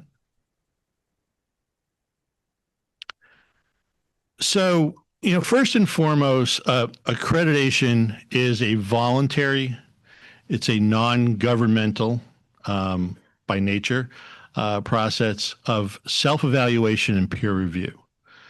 And it was designed as voluntary because in this country, we don't have a central Ministry of Education. And at the state level, historically, we've given a tremendous amount of autonomy to institutions of higher education, particularly private nonprofit institutions. And so I think that the key thing to remember is that this was an attempt by institutions themselves to initially get this rolling. And as the undersecretary remarked earlier this morning, there was a lot of sense or a lot of attention paid to quality, and we want to try to capture that back. And for anyone that's talking about this administration trying to impose its will, again, we will remind people that institutions voluntarily submit to review by accreditors. And again, I guess the last part I want to talk about is the accreditors that I've had conversations with put a lot of emphasis on self-study and peer evaluation in that part of the process. And we think that's important too. But we don't think that's the only way to do it. Data is also important to augment that analysis. And actually, as my friend David Eubanks can attest to, is sometimes integral as part of the peer review process and the self-study process. And I guess the last point I wanted to raise is that institutions do pay fees to the accreditor for this process. And one way to look at this is that it's an ongoing process with cyclical reviews and follow-up monitoring. We go to the next slide. So let's talk a little bit more about this evaluation process. So first is typically, and this is a generic framework that I'm putting up, but I think it applies basically for a lot of the ways different accreditors approach this. Starts with a self-study, where an institution prepares a written report, examines its operations and performance against that agency's standards, and if it doesn't measure up to the standards, how the institution plans to meet those standards. And this process is the same whether it's or similar whether it's an initial accreditation, provisional accreditation, or even a renewal of accreditation. And then the second step is a peer review where visiting administrators and faculty from other accredited institutions, as well as professional practitioners, particularly in the programmatic and specialized spaces, come into the institution, talk with students, meet with faculty, and then we move to step 3, which is a comprehensive written accreditation report, where the review team shares the strengths and weaknesses and views for improvement potential. And then they submit that to the agency and oftentimes the institution. And then finally, the agency, usually the decision body within the agency, makes a decision based on its review of the entire record up to that point. In some cases, those can be appealed, and depending on the type of decision. But that's sort of the basic structure, and I think it's something that is a good framework for us to continue to work with. Can we move to the next slide, please? So and this applies for accreditors that are recognized for the department by the department and those who are not. Accreditation as a process assesses the quality of the overall institution itself, as well as its academic programs. The goal that many people have told me over the years that is continuous improvement of academic quality. That's certainly our expectation. And to promote a general raising of standards amongst educational institutions. And I think you'll be surprised by some of the data that you'll see coming from Cody in the next presentation. And then also, one of the important things that we see is the involvement of faculty and staff comprehensively in the institutional and programmatic evaluation and planning process. Next slide. So what we're going to talk about here and the way the rules are structured, we're going to look at institutional accreditors, and we're also going to look at programmatic accreditors. And the institutional accreditors, and like everything in higher education, it's always a general, this is the general way it goes, but they generally serve as the gatekeepers to Title IV funds. The 7 largest institutional accreditors have a regional legacy. I think Cody refers to them as the former regionals. I like legacy. It's my own term. I think we're all going to wrestle with how to describe these agencies over the coming week. So that's at least my shot at it. Others are career-based. Some are faith-based, and a few are based on school type, like whether they're online, junior college was specific. On the programmatic side, these are sometimes called specialized accreditors. They accredit programs or departments within institutions. And in some cases, and that's the caveat I talked about in the earlier discussion, they accredit single-purpose freestanding institutions. One of the important things when we're talking about programmatic accreditors that you will hear and that we'll probably spend a lot of time discussing is the federal link that's required for recognition. And one of the things that we probably won't spend a lot of time talking about are the links to state licensure requirements, which are not part of our recognition standards here. You can go to the next slide. So I want to talk a little bit about the federal expansion. Is the Undersecretary made, sort of a pretty good overview of this, so I won't spend a lot of time on it. But initially, the recognition of accreditors by the federal government was initially done for the veterans GI Bill programs, but it didn't come in until the Korean War GI Bill, because it was the result of bad results from the post-World War II GI Bill in terms of which programs and bad actors and things like that came in. So rather than reinvent the wheel, the federal government decided to use the accreditation structure that had already been built. But they gave the authority for the recognition to the then Commissioner of Education, which is prior to the Secretary, in the old Department of Health, Education, and Welfare. That was codified or recodified again in 1958 in the National Defense Education Act, which created the Perkins Loan Program, also known as the National Defense Student Loan Program, also known as the National Direct Student Loan Program, for those of you that remember that. And then 1965, Congress created Title IV, again, further codifying this concept of recognition. There was a group set up, an advisory group, and a group very similar to Beth's within the department. It was a group called NAC, which was a National Advisory Committee, but it lacked some of the focus that we have with the current NASICI. And we'll see sort of later on in the process in the 1990s, sort of what happened when that sense of review was not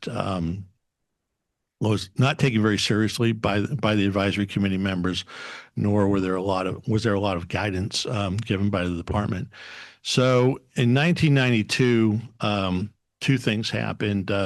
Senator Sam Nunn chaired the Select Committee on Investigations over in the Senate, Select Subcommittee, I should say, and did a blistering expose of the student loan programs, came out with 27 recommendations, and topping that list, I think at least in the first 5 slots or so, were recommendations on accreditation and strengthening accreditation and requiring more of accreditors.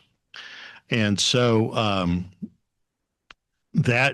so section, what we now refer to as Section 496 of the Higher Education Act, really came to being as a result of Senator Nunn's recommendation, and it happened to be that during that same time, Congress was reauthorizing the Higher Education Acts, something that we used to do every 5 years. For those of you who are young and have a hard time to remember, we didn't go 20 years in between reauthorizations as we do now, but they did that, and then in 2008.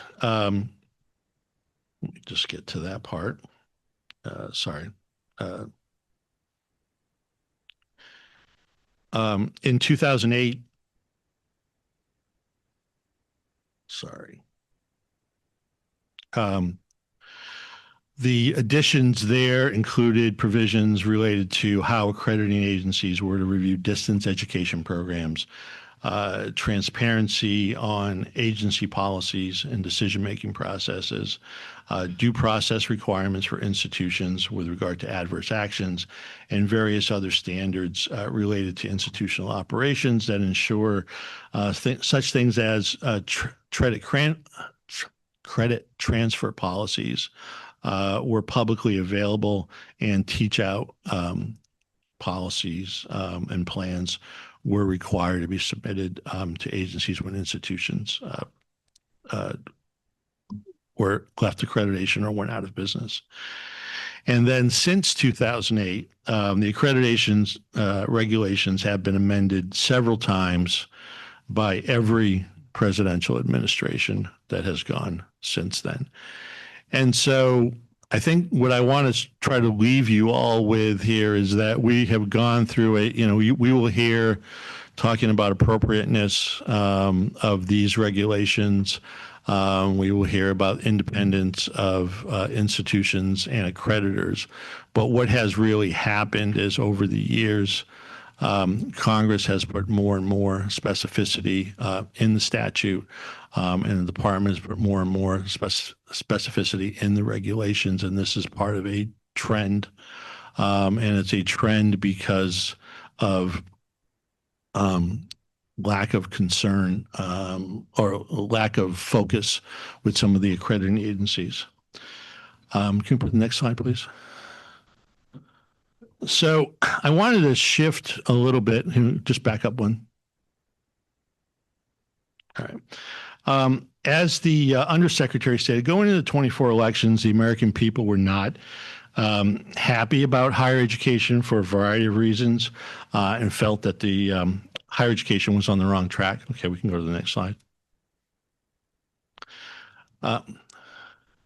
One of the probably most vivid, I think, examples was the failure of campus presidents to deal with violent protests on their campuses, the declining academic environment on campuses, and the inability of graduates to land good jobs, and most importantly, next slide, college affordability.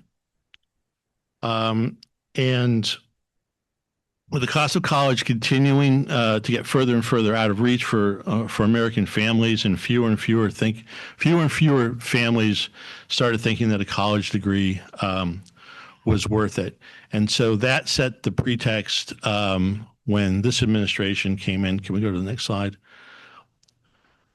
For the president's executive order on accreditation last year. So in addressing these concerns with affordability in the forefront,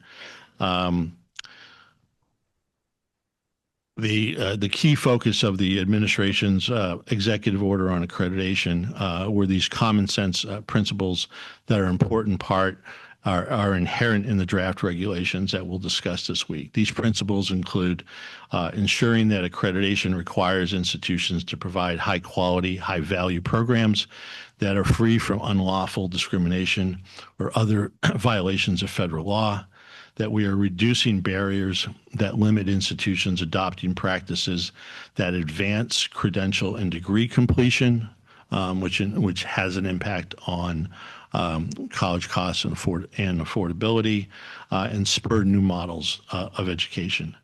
And that also that we are supporting and appropriately prioritizing intellectual diversity amongst faculty. We are ensuring accreditors are not using their role as recognized accreditors to encourage or force institutions to violate state laws. And finally, that we're ensuring accreditors are prohibited from engaging in practices that result in credential inflation that burden students with unnecessary costs. And we look forward to discussing all these issues with you. And before I close, I wanted to talk, I was around the department when Senator Nunn was investigating this and looking at accreditation. And there's an exchange that I remember quite vividly between the Inspector General of the department at the time, a man by the name of Jim Thomas, and Chairman Nunn. And I went back in the report just to sort of refresh my memory a little bit, and it went something like this. And Senator Nunn asked the Inspector General whether he agreed with a statement from the Education Department's management that the department did not have authority to take strong actions such as terminations when institutions did not correct deficiencies such as high default rates. And the IG's reply was, well, we agree that it's not clear in the regs, and we think the regs ought to provide for that sort of thing. And Senator Nunn replied, well, who's responsible for the regs? And the IG paused for a moment, and he said, well, we in the department are. And Senator Nunn continued to look puzzled and asked, well, so the same people who say they don't have the authority are the ones responsible for the regs themselves, aren't they? And the IG answered, I would say so. Yes, sir. Yes, sir. I would say so. And so I don't want to be, and we don't want to be that guy that goes up and says, you know, why didn't you fix that problem? Well, because the regs don't allow us to do this. We want to make sure that these regs help us to solve that problem. I've been listening to accreditors and even institutions say, we can't get rid of subpar schools or programs. I've been listening to that for almost 40 years now. I've heard excuse after excuse, year after year, administration after administration, decade after decade. But I'm sorry, these excuses aren't cutting it anymore. And you all heard from the Undersecretary this morning that we have an opportunity right here, right now, to make this thing right. We have to begin to earn back trust from the American people in higher education by addressing these issues that are before us. And we have to do it thoughtfully and collaboratively.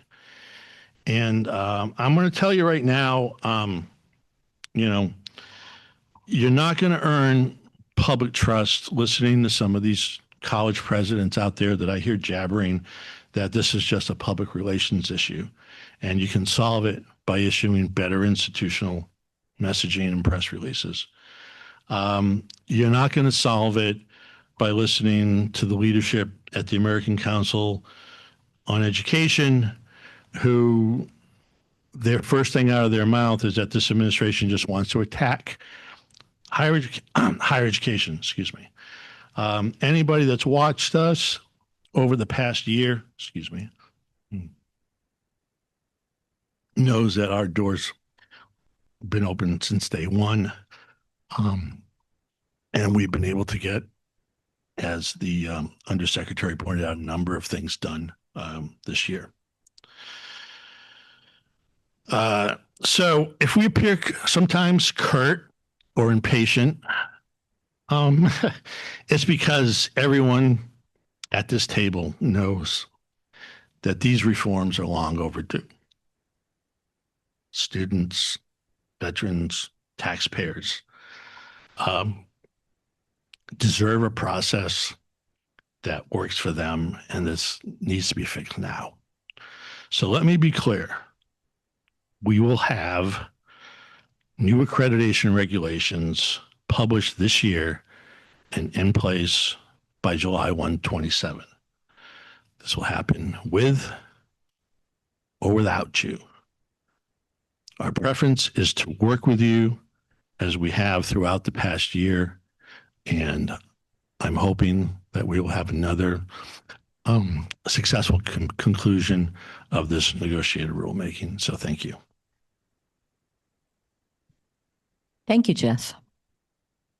And Cody, if you can make your way up, we'll switch over to you. As Cody's approaching, committee members, I want you to know that the slides that were just reviewed by Jeff will be emailed to you in just a little bit.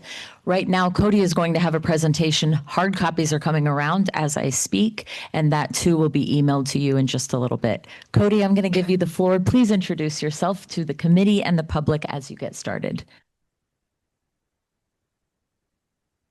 Well, thank you very much. My name is Cody Christensen, and I'm in the Office of the Undersecretary and the Office of the Chief Economist. It's wonderful to be with you all this morning.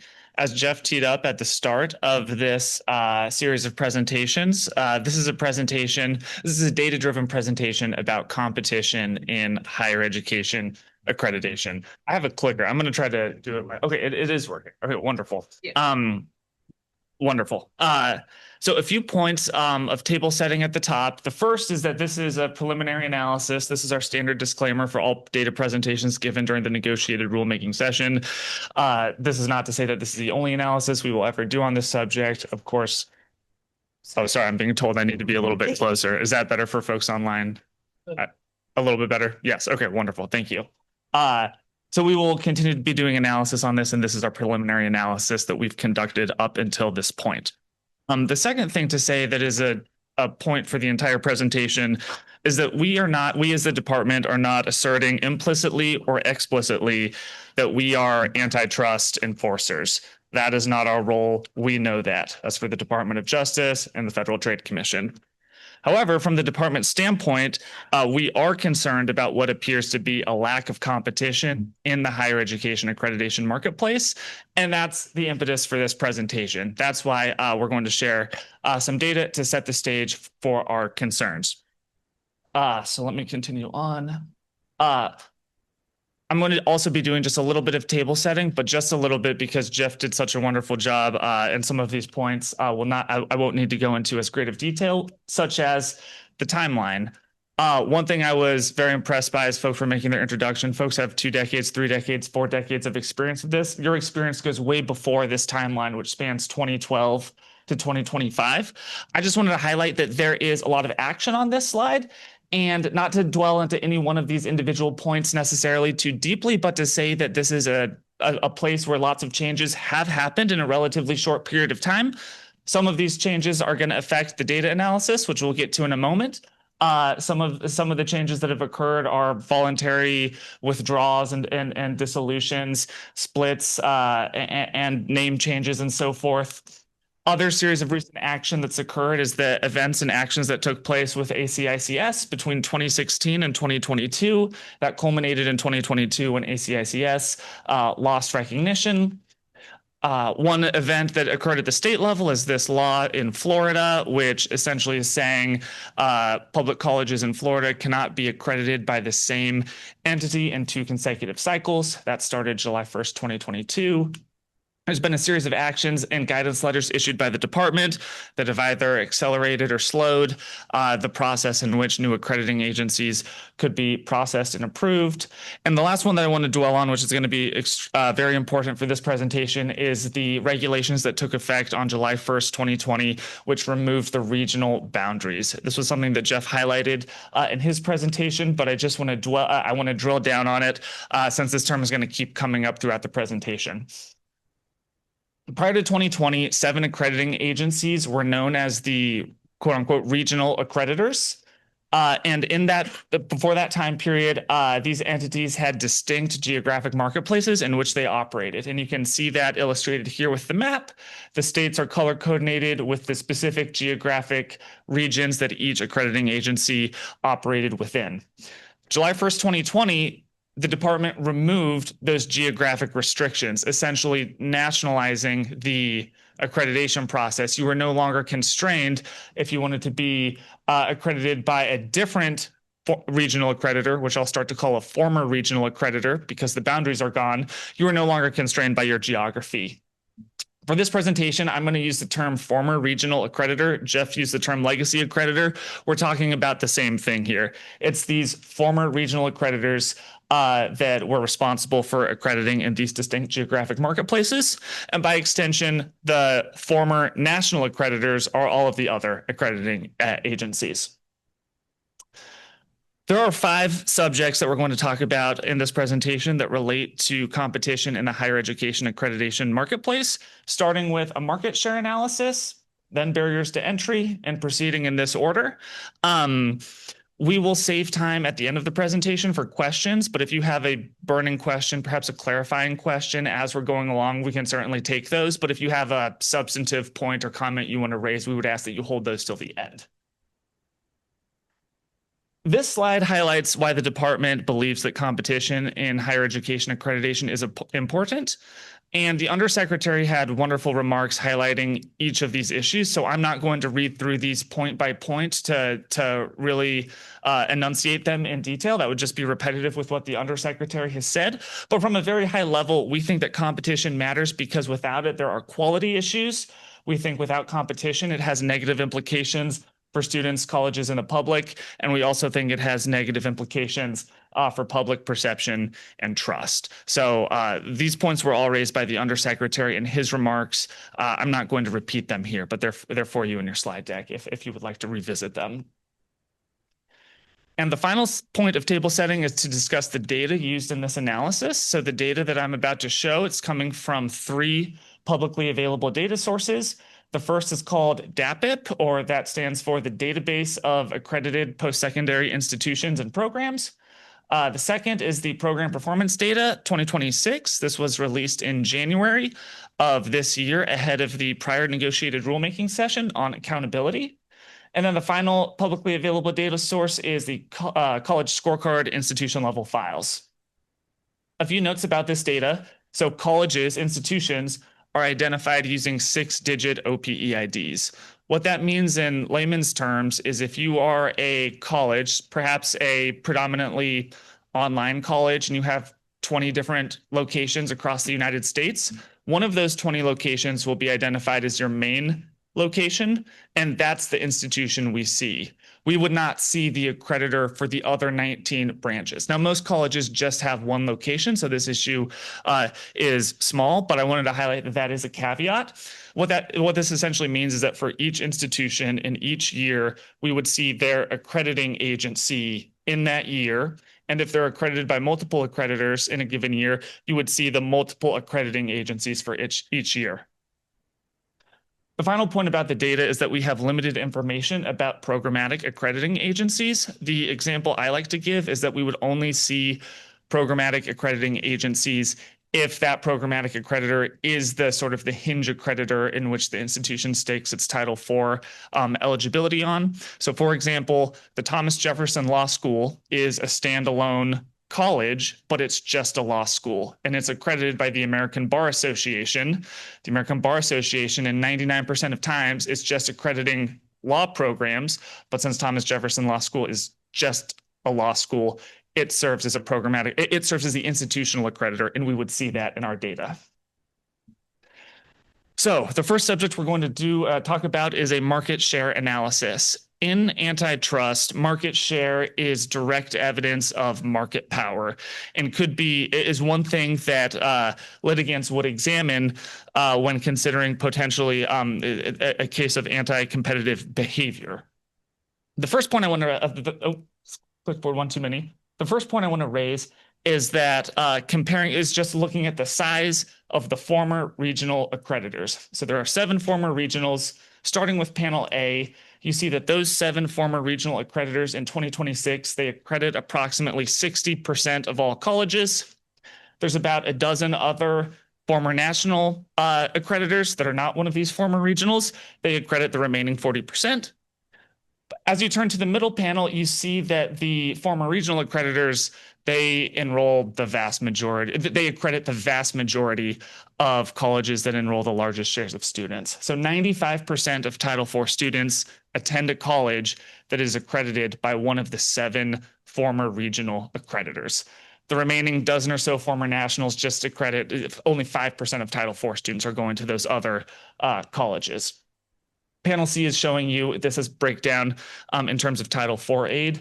93% of all Title IV volume in 2026 went to one of the colleges that are accredited by one of the 7 former regionals. So the one sentence takeaway from this is that these 7 have the lion's share of in terms of enrollment. Now we're going to talk about a market share analysis, and I'm going to help interpret this this graph as we walk through it. So let me just give an example. Let's focus on the yellow line just because it's standing alone and easy to focus on. And let's focus just on the 2026 year. There's a dot at about 75%. What that's saying is the yellow line corresponds to the New England Commission.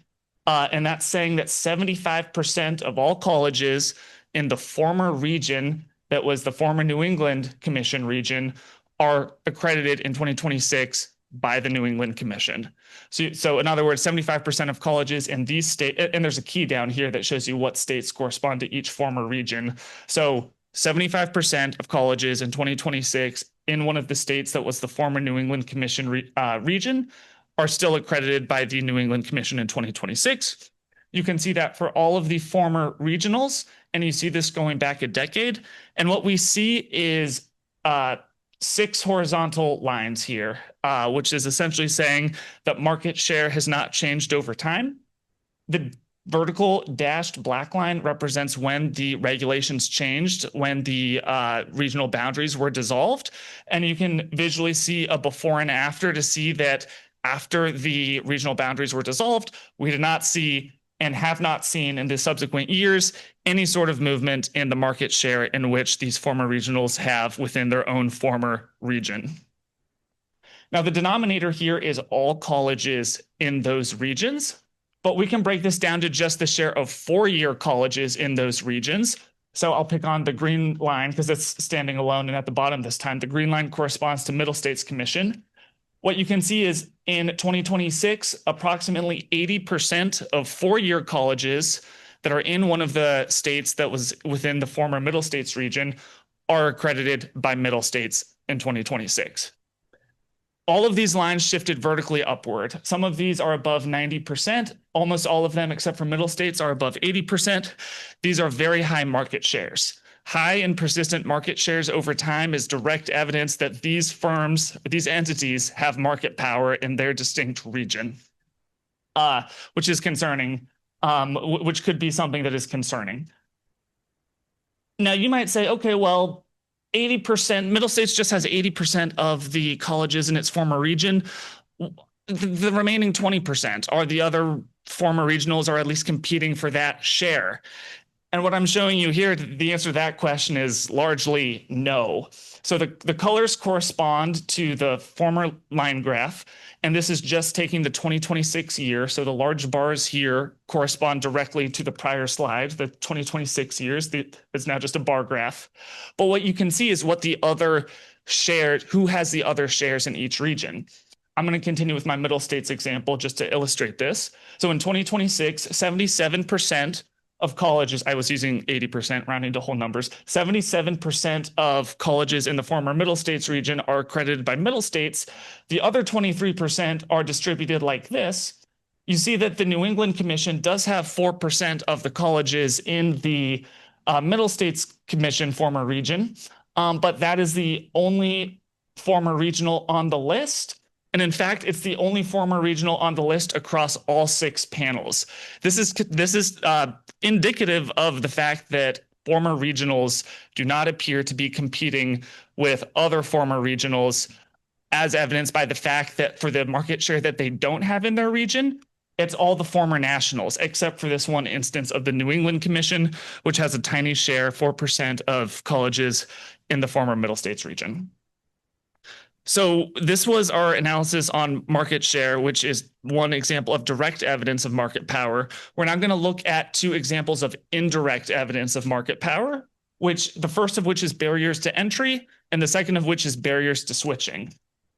So barriers to entry, I just want to show the rise and recent fall of accreditors over time. This is essentially counting the number of unique instances going back to 1895, which is the first year in the DAPIP database. The number of unique accreditors in each year.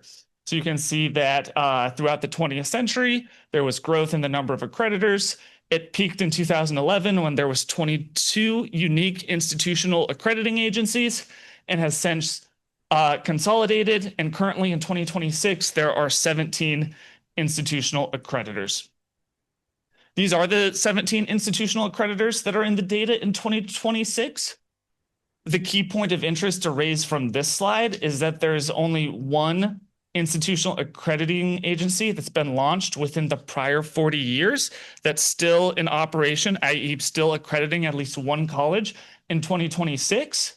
And at no other point in the prior 150 years has there been another 40-year stretch or 40-year stint in which only a single new accrediting agency was launched that's still in operation today. This is suggesting that we're in a slowing down. There's new entrants entering the market, which is indicative of a marketplace that has potential barriers to entry. Another way to look at this is just to look at quarter-century snapshots. And I'm going to compare 1975 to the 50-year period ahead of it in 2025.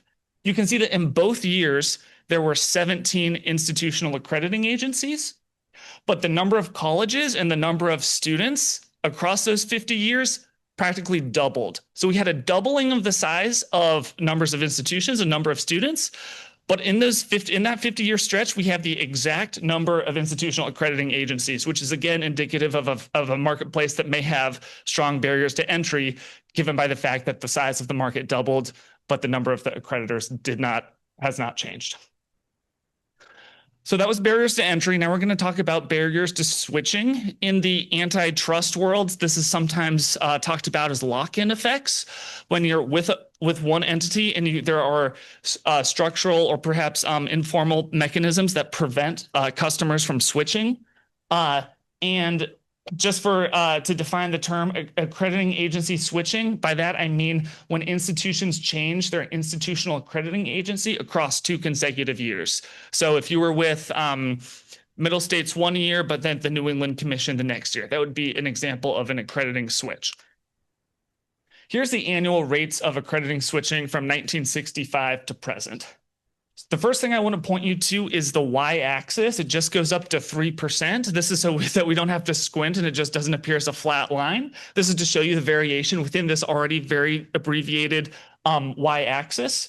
And what this is showing you in each year is the number of the share of institutions that had changed their accreditor relative to the prior year. So before 2004, virtually no accrediting switching occurred. Starting in 2004, you start to see an uptick. It peaked in 2014, where you see 2% of all institutions change their accreditor in that year in the DAPIP data. Now, there are these peaks and spikes. You might be thinking, well, what's going on there? It seems that the excellent question if you were thinking that. The peak in 2014 is when NCA dissolved and institutions were all forced to switch their accrediting agency. So if you wanted to maintain your access to Title IV, you had to change. So you see a big jump in that year.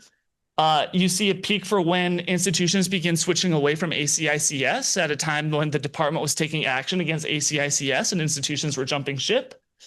You see a part of this peak is also because of the name change that occurred in the New England Commission in that time, such that it looks like it's a different accreditor, but really it was just a name change of the New England Commission, which is not a switch of an accreditor. And then lastly, the New York State Board of Regents voluntarily let its recognition expire. Again, similar to the NCA dissolution, it's an instance where forced switching was needed. So if you take away those instances, and now I'm going to talk about voluntary switching, which is switching that was not due for one of those reasons, not due because of a dissolution or a split or a name change or a loss of recognition. You see that the peaks just all come down. And for each year, no more than 0.5% of institutions changed their institutional accreditor. And it still peaked in 2013, I believe, but recently it's been about 1/4 of 1 percentage point, an extremely low rate of institutional accreditor switching, which suggests that this may be a market where there are barriers to switching. To take the current snapshot of what all these instances of switching that have occurred over time, in 2026, it means that 8.3% of institutions that are still in operation today have switched their institutional accreditor at least once. Oops, I clicked forward too many. But when it comes to voluntary switching, it's just 4.2% of institutions have voluntarily switched. So less than 5% of colleges in operation today have ever, at least once since 1965, voluntarily changed their institutional accrediting. You can see the variation across control and level, and you see that accreditor switching is most common in the for-profit sector and for exclusively graduate degree granting institutions. This is a switching analysis broken down by decade. So before I was giving you a percentage or a rate of switching, now I'm just giving you raw counts. So since 1965, there's been 189 instances of a voluntary accreditor switch. You can see that over half of these switches occurred in the most recent decade, and virtually the other half occurred in the prior decade. Then we can think about switching from who did you switch from and who did you switch to. So there's former regionals and former nationals. So it's a 2x2 grid. You can switch from a former regional to another former regional. You can switch from a former regional to a former national to a former national, or a former national to a former regional. And we've broken down the 189 switches that have occurred in these 4 grids. And you can see that of the 189 voluntary switches, just 11 have been from a former regional to a former regional, which is 5.8% of all of the voluntary switches. Here are 5 of the 11 voluntary switches that occurred before 2020. These are the voluntary switches that occurred before the regulations changed that removed the geographic boundaries. You might be thinking, well, how did these switches occur? I thought it would be impossible. The answer is these are examples of location changes or acquisitions or consolidations among markets. And so, for example, University of Arizona Global Campus, it was previously named a different institution. It was acquired by another institution in a different geography, and therefore it switched its institutional accreditor. So these are 5 of the 11. These are now 6 of the 11. The remaining 6 of the 11 that have occurred during or after 2020, which is when the regulations changed. And the point of emphasis or a point of interest on this slide is that between 2020 and 2026, the Southern Commission, the Middle States Commission, and the Higher Learning Commission have not had a single institution voluntarily switch to them from another former regional accreditor. It's also a point of interest, or it's just something to keep in mind, that these 3 former regional accrediting agencies share former geographic boundaries. So you might be thinking, well, this should be an example where we should see some voluntary switching if they were competing on the margins. And there hasn't been an example of switching that's occurred, at least between 2020 and 2026. Okay, so far we've seen that the accreditation market is concentrated with what appears to be meaningful barriers between entry and switching. The natural next question is, what does this all mean for student achievement? And we're going to look at this from a couple different angles, but the main way we're going to break this down is we're going to look at the variation in outcomes within individual accrediting agencies. We all might be familiar with a box and whiskers plot, or sometimes these are called, I don't even know what anymore. This is a way to show the variation in median of an outcome variable. And I'm plotting it by the 6 different former regional institutional accrediting agencies. One other caveat on the student achievement metrics I'm about to show. In no way are we saying that these are metrics to absolutely necessarily look at. We're going to show you a lot of different outcomes, and the intention here is to provide a menu, and if folks aren't aware, to say, hey, this data is available. It's available longitudinally over time. These are things that you as accrediting agencies could potentially look at if interested when considering student achievement. The first outcome is graduation rates. I'll make just another caveat here. I'm just showing the graduation rates of 4-year institutions. So I've already taken out the 2-year and open access colleges. This is the variation in graduation rates by accrediting agency, just among the 4-year colleges. And what you see within each accreditor is that there's huge variation in graduation rates. I'll just pick on SACS because it's the first one to the left. You can see that there's a college that has a 10%, there's a 4-year college that has a 10% graduation rate, and colleges that have nearly a 100% graduation rate that are both accredited by SACS. The horizontal line is the median, so you can start to see where the median is, and the box represents the 25th and 75th percentiles. But what the tails are representing is that there are huge examples of range where within the same accreditor, you see this huge variation. And what that tells us is that accreditation is not tightly linked to performance. And in a competitive market, we might expect that low performing providers would improve their outcomes or they would lose market share. But that just doesn't seem to be happening. Cody, before you move on to the next slide, could we take one question that I see? Yeah. Thank you. Please, Mark, you have the floor. Yeah, just for completeness, the question is, so this is first-time, full-time graduation from the institution they start at, correct? That is correct. And it's also true that the mode of all students attend more than one institution. So actually attending one institution and graduating is not the majority of students who start college. Absolutely. And we're not saying that graduation rate is the end all be all. This is, again, just an example of one outcome that's available, publicly available on the college scorecard going back to 1996. Just want to be clear, this is the usual definition, which is a very limited. Correct. And the definition is in the table note. Absolutely. Thanks, Cody, for letting me interrupt you for that. This is another, if you don't like that definition, here's an alternative definition, which is a stopout rate. So this is different than a graduation rate. 10 years of data on stopout rates were released earlier this year in the AHEAD PPD data set. This is essentially saying, were you enrolled at our institution, and then in the next 2 years, did you not earn a degree or credential anywhere or transfer to any other program or any other institution? Did you essentially drop off the map with no good outcome? That's a stopout. And this is an example of stopout rates. So other question that has emerged is, are these Title IV or are these all students? Graduation rates are based on the full-time, first-time, 4-year. This one is, I believe it is, the technical definition from the college scorecard is copied here. It does not say Title IV. I will go back and double check if it is. I know for a fact that stop out rates is Title IV. Thank you, Cody. Mark, do you have any additional follow-up? Would you put your comment card down for the moment then? Cody, please. So this is another example of there are large amounts of variation in stop out rates within accreditors. We're not trying to compare across accreditors. It's really looking at the variation within accreditors and to see that there's not really a linkage necessarily between performance and outcomes. If there was, you might expect a smaller spread.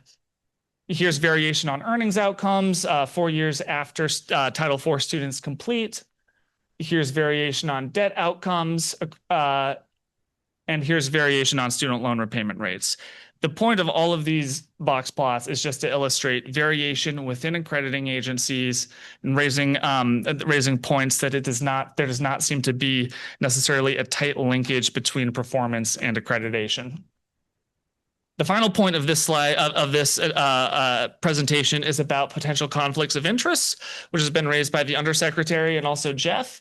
The key point to raise here is that there appears to be what are structural ties between programmatic accrediting agencies and professional trade associations. We're pivoting now just to programmatic accrediting agencies. There's a recent paper or a recent working paper that's come out examining this issue. But the point we want to raise is that there do appear to be these deep structural ties, and these ties can kind of take, what you might think of as 3 different forms. There's structural subordination, which is when an accrediting agency is legally housed within the association. There's financial entanglement, which is when you have shared payrolls or financial dependencies. And then there's also government overlap, where you might have boards or officers that are on both the programmatic accreditor and the trade associations that it is associated with. And the recent paper I mentioned is a working paper that I believe it was released earlier this month. It's called Captured Gatekeepers: Structural Conflicts of Interest in U.S. Higher Education Accreditation. This paper tackled a very complicated question, which is examining and trying to measure, well, how would you realistically measure potential conflicts of interest? And they did a good job of isolating these types of relationships by looking at 32 accrediting agency association pairs over a 6-year window. Of those 32 that they looked at, 26 are recognized by the department. So I'm just going to focus on those 26.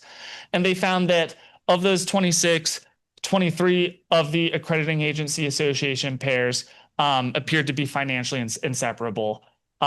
They found that structural capture is common among health-related programmatic accrediting agencies, and they found that only another way of saying this is just 3 of the programmatic accreditors that are recognized by the department in the study maintain structural independence. So all of this brings us to the very end, which is what is the implication of all of this. I'm not going to beat or dwell on all of this too much. I think the point's been raised and made already, but we see a lack of competition. We see barriers to entry. We see evidence of barriers to switching. Former regionals continue to have dominant market shares just within their own region, though, with little evidence that they're competing with each other. And we think this has negative implications for students, for the public, for colleges, and that sets up the stage for why we think reform is necessary and important. That brings us to the end. I'm going to turn it back over to Jeff, but before I do, we'll see if there's any questions. I'd love to invite the committee members to turn their card upright if you do, in fact, have a clarifying question for Cody. Magnus, please get us started. Yeah, I just want to note that I have a few questions, so I'll turn it back to another committee member if they have questions. The first thing I'd like to do is make an observation. It seems like this presentation was sort of conflating these relationships as market transactions in some ways, whereas I see the relationship as between a regulator and the regulated, as opposed to a marketplace. Another thing that a point that I'd like to make about competition, if we are viewing these as marketplace transactions, even in a marketplace without proper regulation and oversight, competition often fosters a race to the bottom in terms of not only can we produce a product without regard to quality, but can we produce a product that is cheap, that is quick, and that will sell, although it may break down in a short amount of time. So that leads me to a question is, one thing that was not mentioned in the presentation is what incentive do institutions actually have to switch between accreditors? Even if the barrier to change is high, the benefit of switching has not been laid out yet. So why switch? Magnus, if I get you to pause there, Jeff, I'll go over to you, and then Cody, you can follow up. Yeah, I just wanted to sort of, deal with this issue of race to the bottom, and that choice leads to race to the bottom. In fact, that's actually not what we've seen, and that's pretty much the red herring cliche of opponents of any change to accreditation is going to result in that. Where institutions have had choices, you haven't seen it. The only time you really see that is when an institution is in trouble and they start shopping around for accreditors, and they look for it, and generally they don't find that, and then they go away. So I don't think that's what we're trying to. I think the point here is in 2020 we opened up choice to all of the accreditors, national as well as the legacy regionals. I'll continue to use that until it catches. And we haven't seen any change yet, any significant change yet. Now, some of that might be timing because accreditation changes do take time. But I think that's the main point here, is that there is little, it is quite limited in terms of the behavior. And I would argue it is in fact a marketplace that institutions, when they're looking at it, are trying to align their mission to their accreditor. And I'll turn it to Cody. Thank you, Jeff. Cody, did you want to add anything? And then I'm going to go to Jake. I would just add that, as the undersecretary raised at the opening, there are many concerns when there's a lack of competition in any marketplace. It means that leads to quality stagnation. There's little incentives for innovation or new practices. There's supply and constraints. There's huge problems without competition. And so that's what we've done. We've opened it in 2020. The regulations were opened it up. Colleges have wanted to do innovative things, and with especially in the programmatic accrediting space, there's often not competition available. Thank you, Cody. Jake? Yeah, just to push back a little bit on one point you made, you noted the relationship between institutions and accreditors is sometimes more of like a regulated and regulator. That's not really how accreditation is designed to function. It is by definition supposed to be a voluntary federative, membership.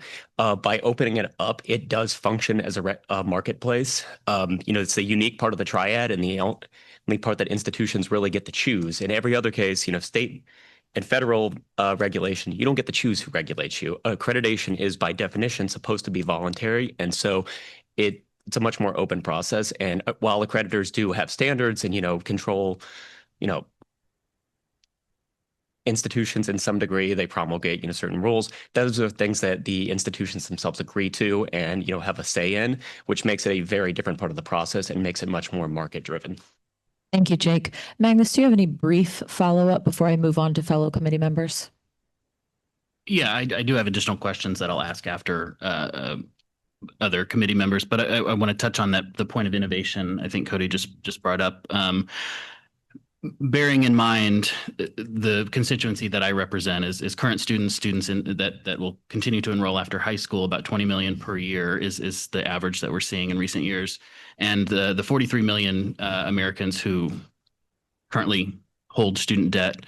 In the name of innovation, how many students or cohorts of students have been victimized, how much debt has been accrued, and how much taxpayer money in the form of Title IV funds has been wasted in the name of innovation, and who's taking the risk for that innovation? It's usually students, and then the taxpayer by subsidizing loans and shelling out for Title IV programs. So I I'm not opposed to innovation in any way. But I want to deposit that to the committee. So when we're talking about innovation, these are the things that we should keep in mind. There should be significant and sufficient guardrails in place to make sure that innovation is not simply a playground for institutions and maybe new accreditors to run experiments in which students will face the consequences for that. Thank you, Magnus. Jeff, please. Yeah, I think when we're talking about innovation, we're talking about things like 3-year bachelor's degrees. We're talking about the use of even historically online. And those were things that took much longer than they needed to take. Now, I will give props to a bunch of the legacy regional accreditors that have come around in recent years on some of that. But for a lot of people who were trying to build a better mousetrap for the groups of students that they were serving, particularly adult students, and to try to make learning more asynchronous, more self-paced, accreditors have by and large and historically not been at the forefront at accelerating that kind of change. And we've seen it time and time again. And the reason why we're even talking about it is because it's not us that are bringing these up. It's institutions that are trying to do right by their students who have been complaining about the response from their accreditors. Thank you, Jeff. Magnus, I'll put you back in the queue. Jennifer, you have the floor.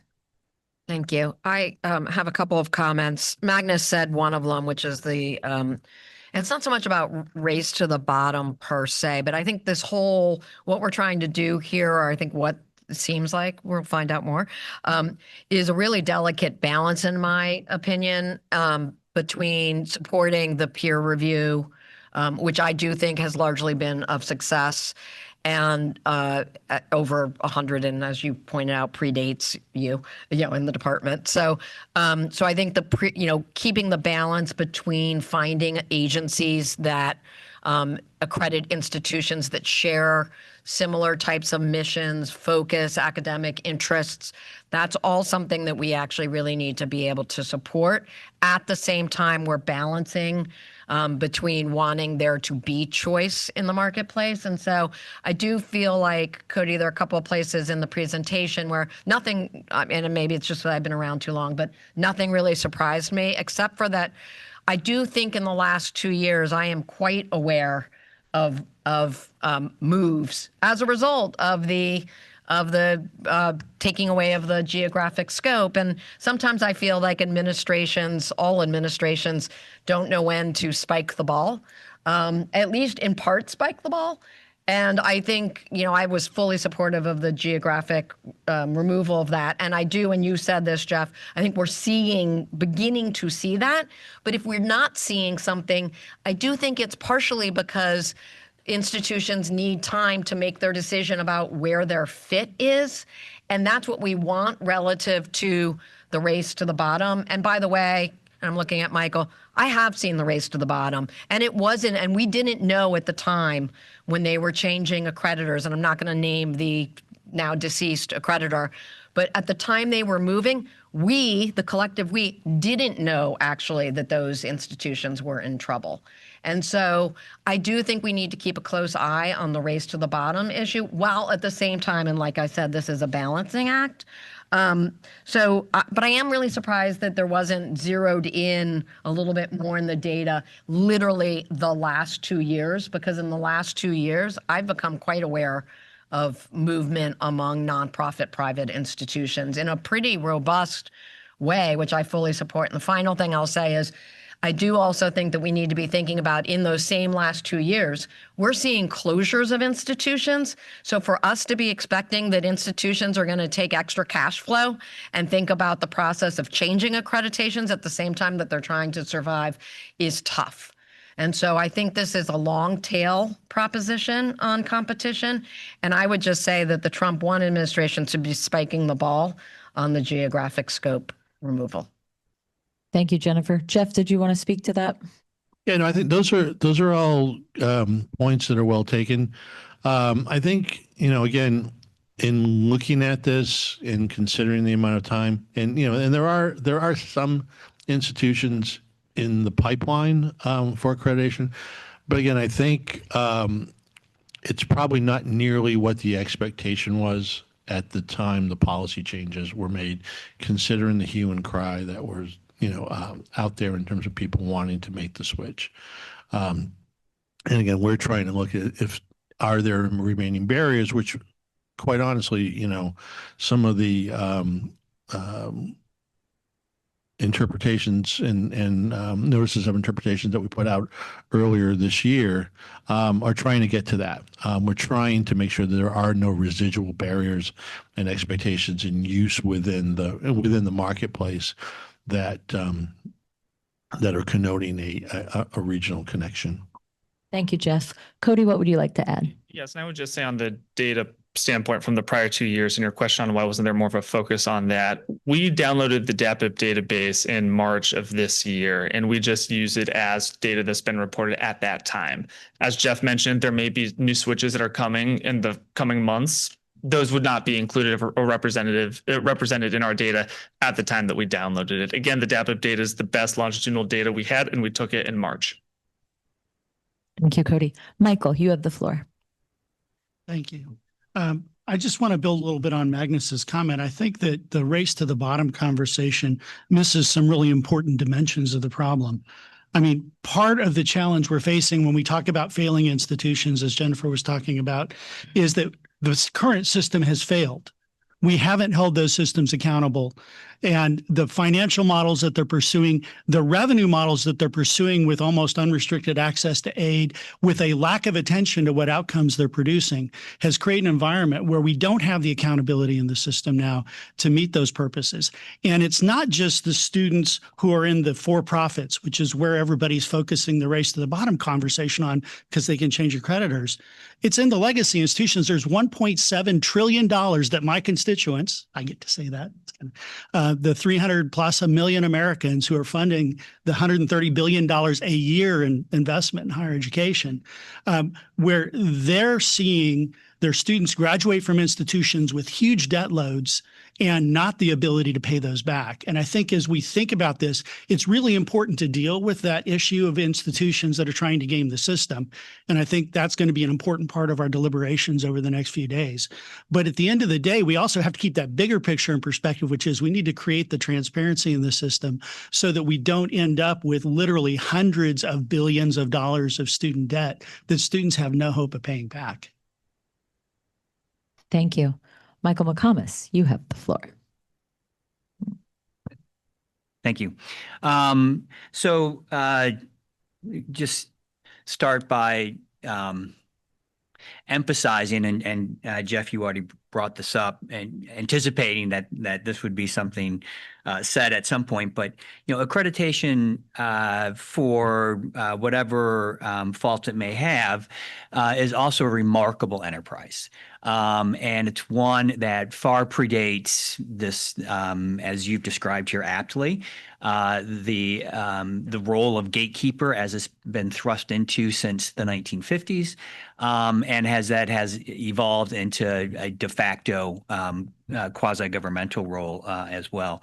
But the very prospect of what it means for an institution to voluntarily subject itself to a set of standards, peer review, assessment, all with an aim of continuous improvement and student achievement, and how the real question is how that actually unfolds and plays itself out.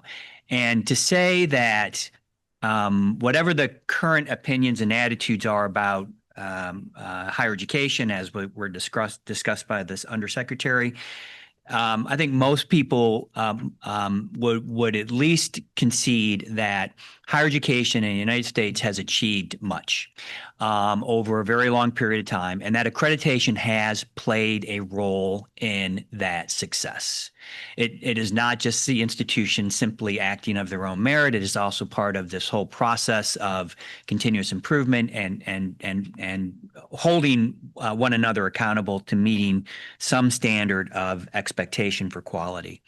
I do think it's interesting to, Cody, as always, fantastic job on the data. You always bring such thoughtful and really detailed information for the committees to look at.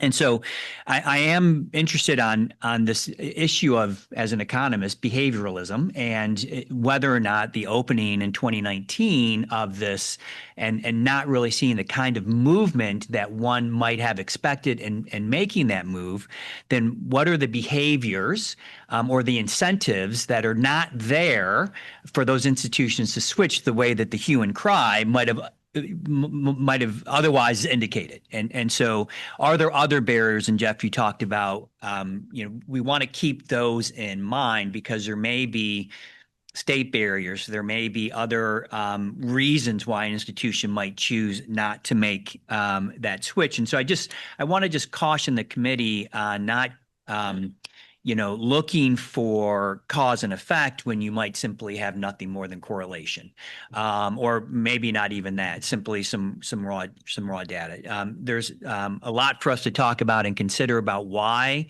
opening up opportunities for new accreditors is a good thing. And I think that's an important part of the conversation, but let's not, the only reason to do that is because the current system is somehow objectively failed. And I don't think we have enough information or data to support that as a foredrawn conclusion. Thank you. Thank you, Michael. Jeff, Cody, any response before I move on cards? Thank you. Next, I'd like to give the floor to Julie. Thank you. Cody, as always, wonderful presentation. I'm just curious if there's any evidence or data surrounding any of the institutions that have swapped accreditors, if it's led to improved outcomes for their students. That would be something that would make the data, I think, make a little bit more sense for my constituency group, if you will. It's a great question. That's not something that we've looked at, but that's something we can consider looking at. Thank you, Cody. Thank you, Julie. David, you have the floor. Thank you. And thank you for that presentation. I do have a question about the graduation rates, but first I'd like to make a comment responding to Magnus and Jennifer's comment. So I'll describe the experience of a friend of mine who works at an institution much like mine and got an email, president got an email from a competing former regional accreditor saying, would you entertain switching? And so since I'm in charge of that stuff, that got down to me and we looked at it very closely. We had a couple of phone calls and Magnus, you're asking about why would you do this? One is the association of who's in that accreditor, right? And I can see the attraction of of having different, more specialized, but still larger institutional accreditors like R1 institutions or private liberal arts institutions where you can kind of hang out with your own because there are awkward and burdensome standards, I think, that apply because an accreditor that accredits a vast diversity of institutions just has to cover all cases. So that was one. The other main consideration for us, and the one I was particularly excited about, was really the burdens of complying with the standards and comparing those. And so I think that mechanism probably is working, maybe much slower than you want.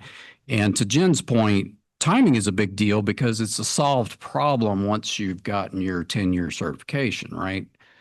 You kind of don't want to go do one and then turn around and do another one to switch. So it may just be that there's a lag in the effect.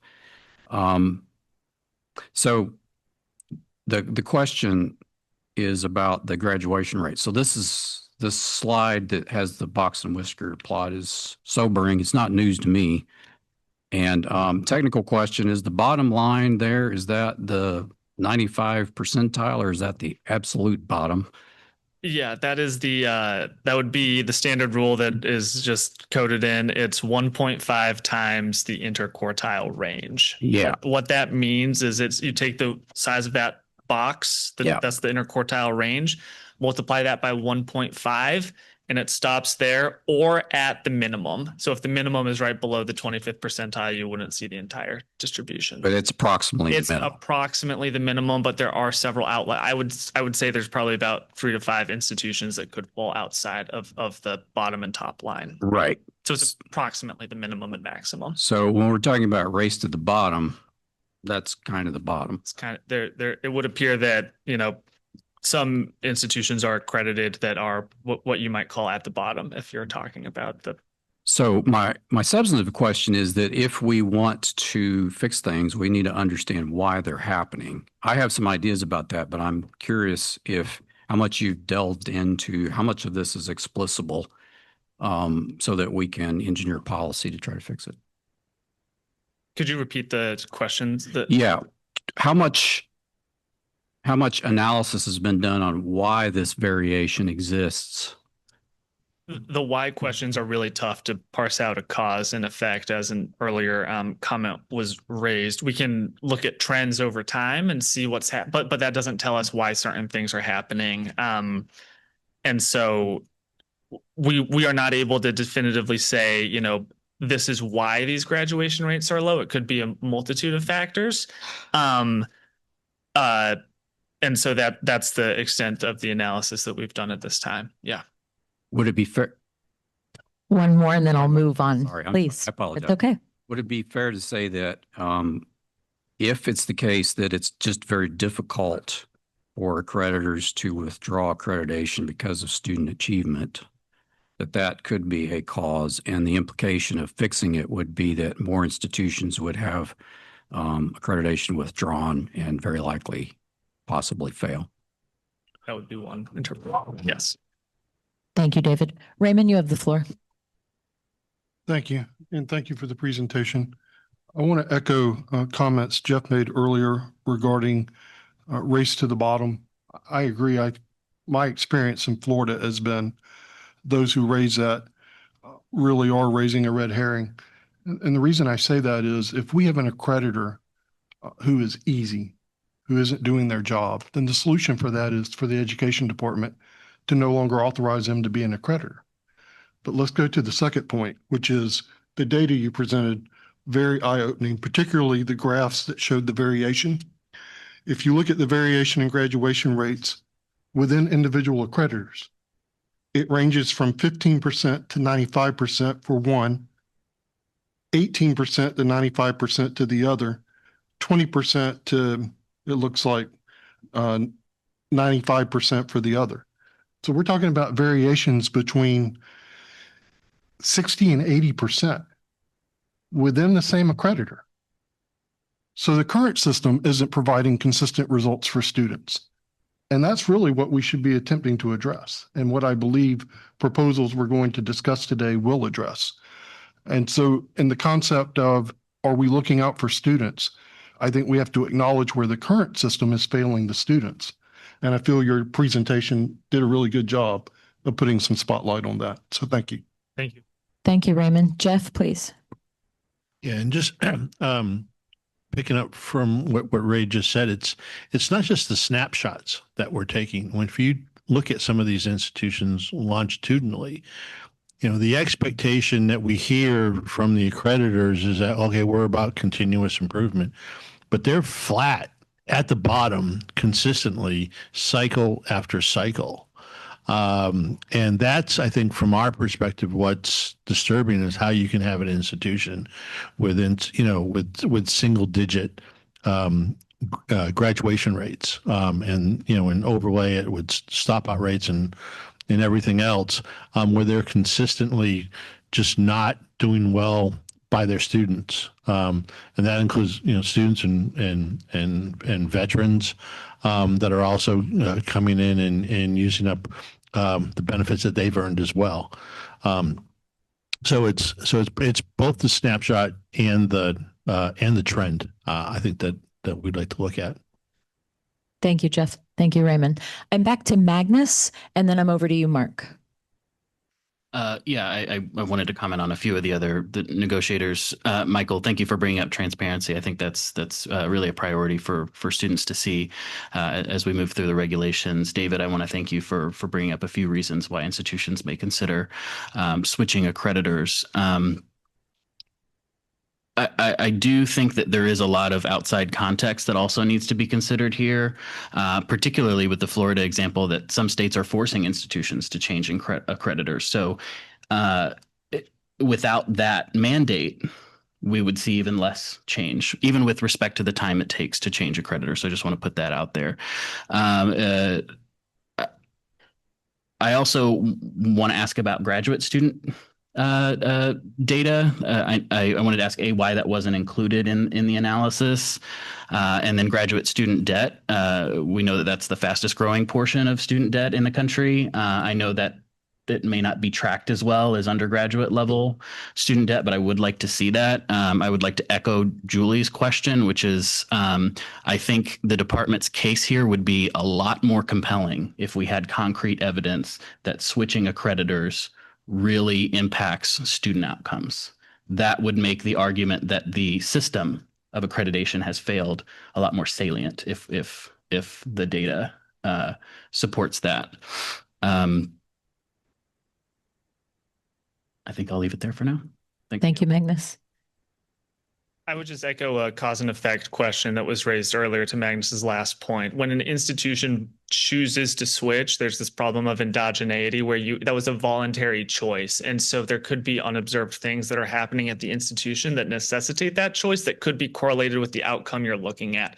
That makes these cause and effect questions very difficult to parse out from a statistical standpoint. We can show you trends, but that wouldn't necessarily tell you the full story of what the cause and effect is. Particular on the graduate level data, there was no reason for why it was not included. We can show you some instances of graduate level debt, for example. That was just not, again, we're just showing you a menu of options. We're not saying that this or that data point is necessarily the data point to look at. We're just trying to provide a breadth of examples. Thank you, Magnus. Thank you, Cody. Mark, you have the floor. Thank you. It's a simple question for Jeff. You expressed some displeasure that when the rule change went from being regional to national, that you didn't see as much change as you had hoped to observe. But through history, it's really been the unintended consequences of policy that have been much more profound than the intended consequences. Have there been any unintended consequences of that change that you've been particularly displeased with or not so far?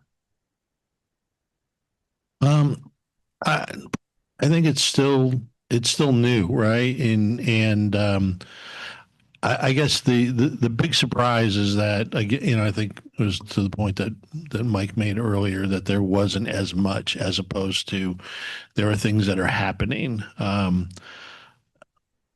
don't think it's probably much of a surprise that there were a cluster of institutions that moved from one accreditor to the other, that they were very similar in nature, and moved to an accreditor that had other institutions that were similar to that.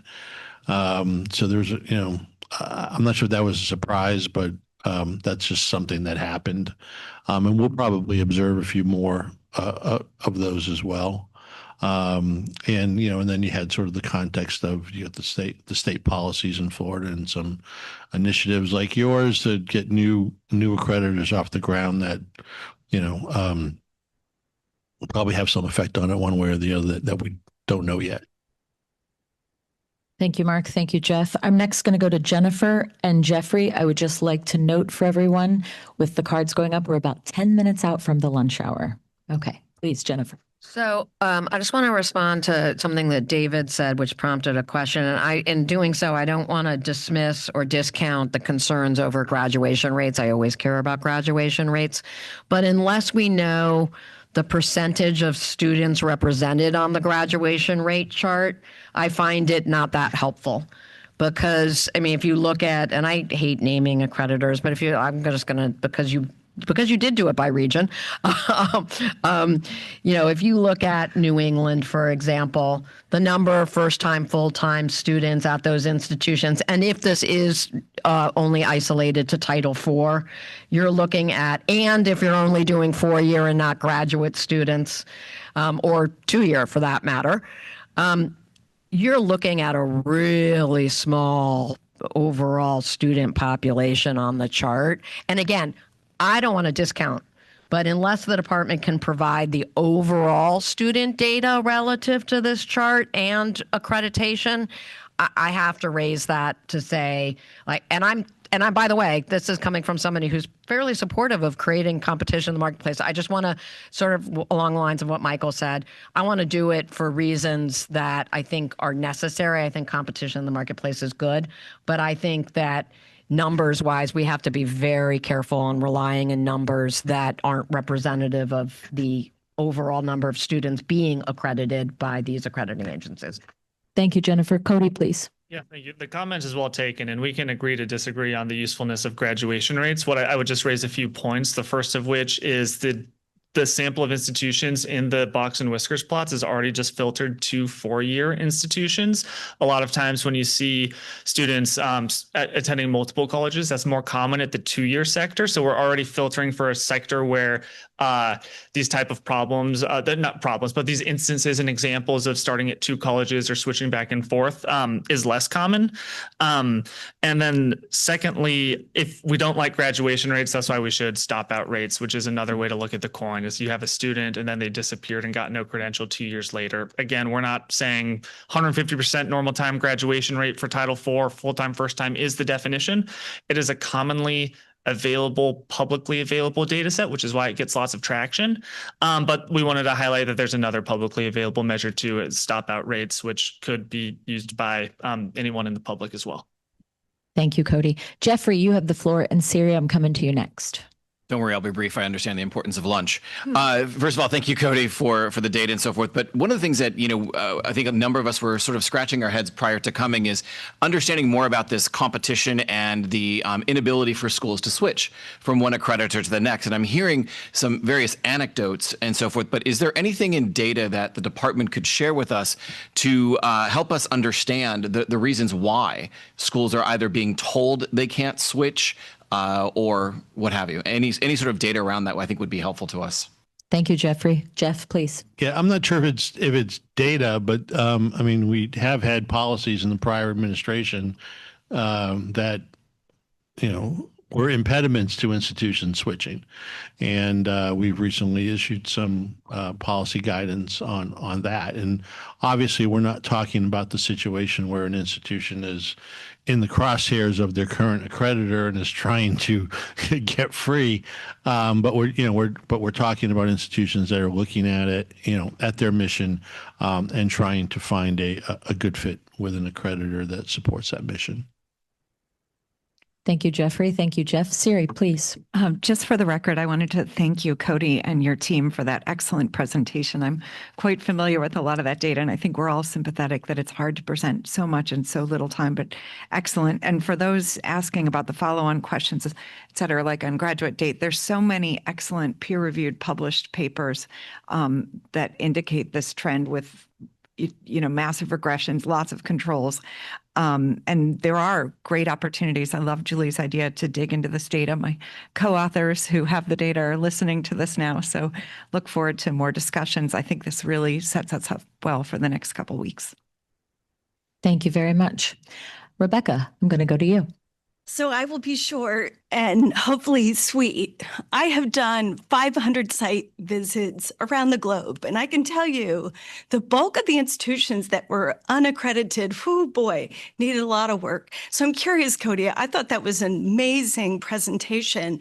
Are you able to parse the data around the programmatics, where an institution has a programmatic accreditor in play, and how that helps improve graduation rates or any of the other outcomes and achievement data that we're going to talk about over the next few days? Yes, and it's a great question. We are certainly interested in looking at the programmatic data. For anyone who has used the data source that we're talking about, they understand how complicated the data set is. So that's a process that takes time. At this moment, we are prepared to talk about the institutional accreditors, but it is something that we are certainly interested in. Thank you, Rebecca. Thank you, Cody. Michael, you have the floor. Thank you. I'll just say ditto to Jennifer's comments about, and just so folks around the table do understand the limitations of the IPEDS data. And I think, Cody, you've done a nice job here of indicating that first-time, full-time students oftentimes can have really reduce the population. There's no doubt that graduation rates are a very useful tool in understanding success of institutions and, more importantly, success of students. And so the more that we can do to get better data around that, I guess this is really also a plea to, help make IPEDS a more useful tool and resource as well. But looking at, the opportunities for innovation, there are other barriers that do exist to that. And I'll be frank, Title IV are amongst them.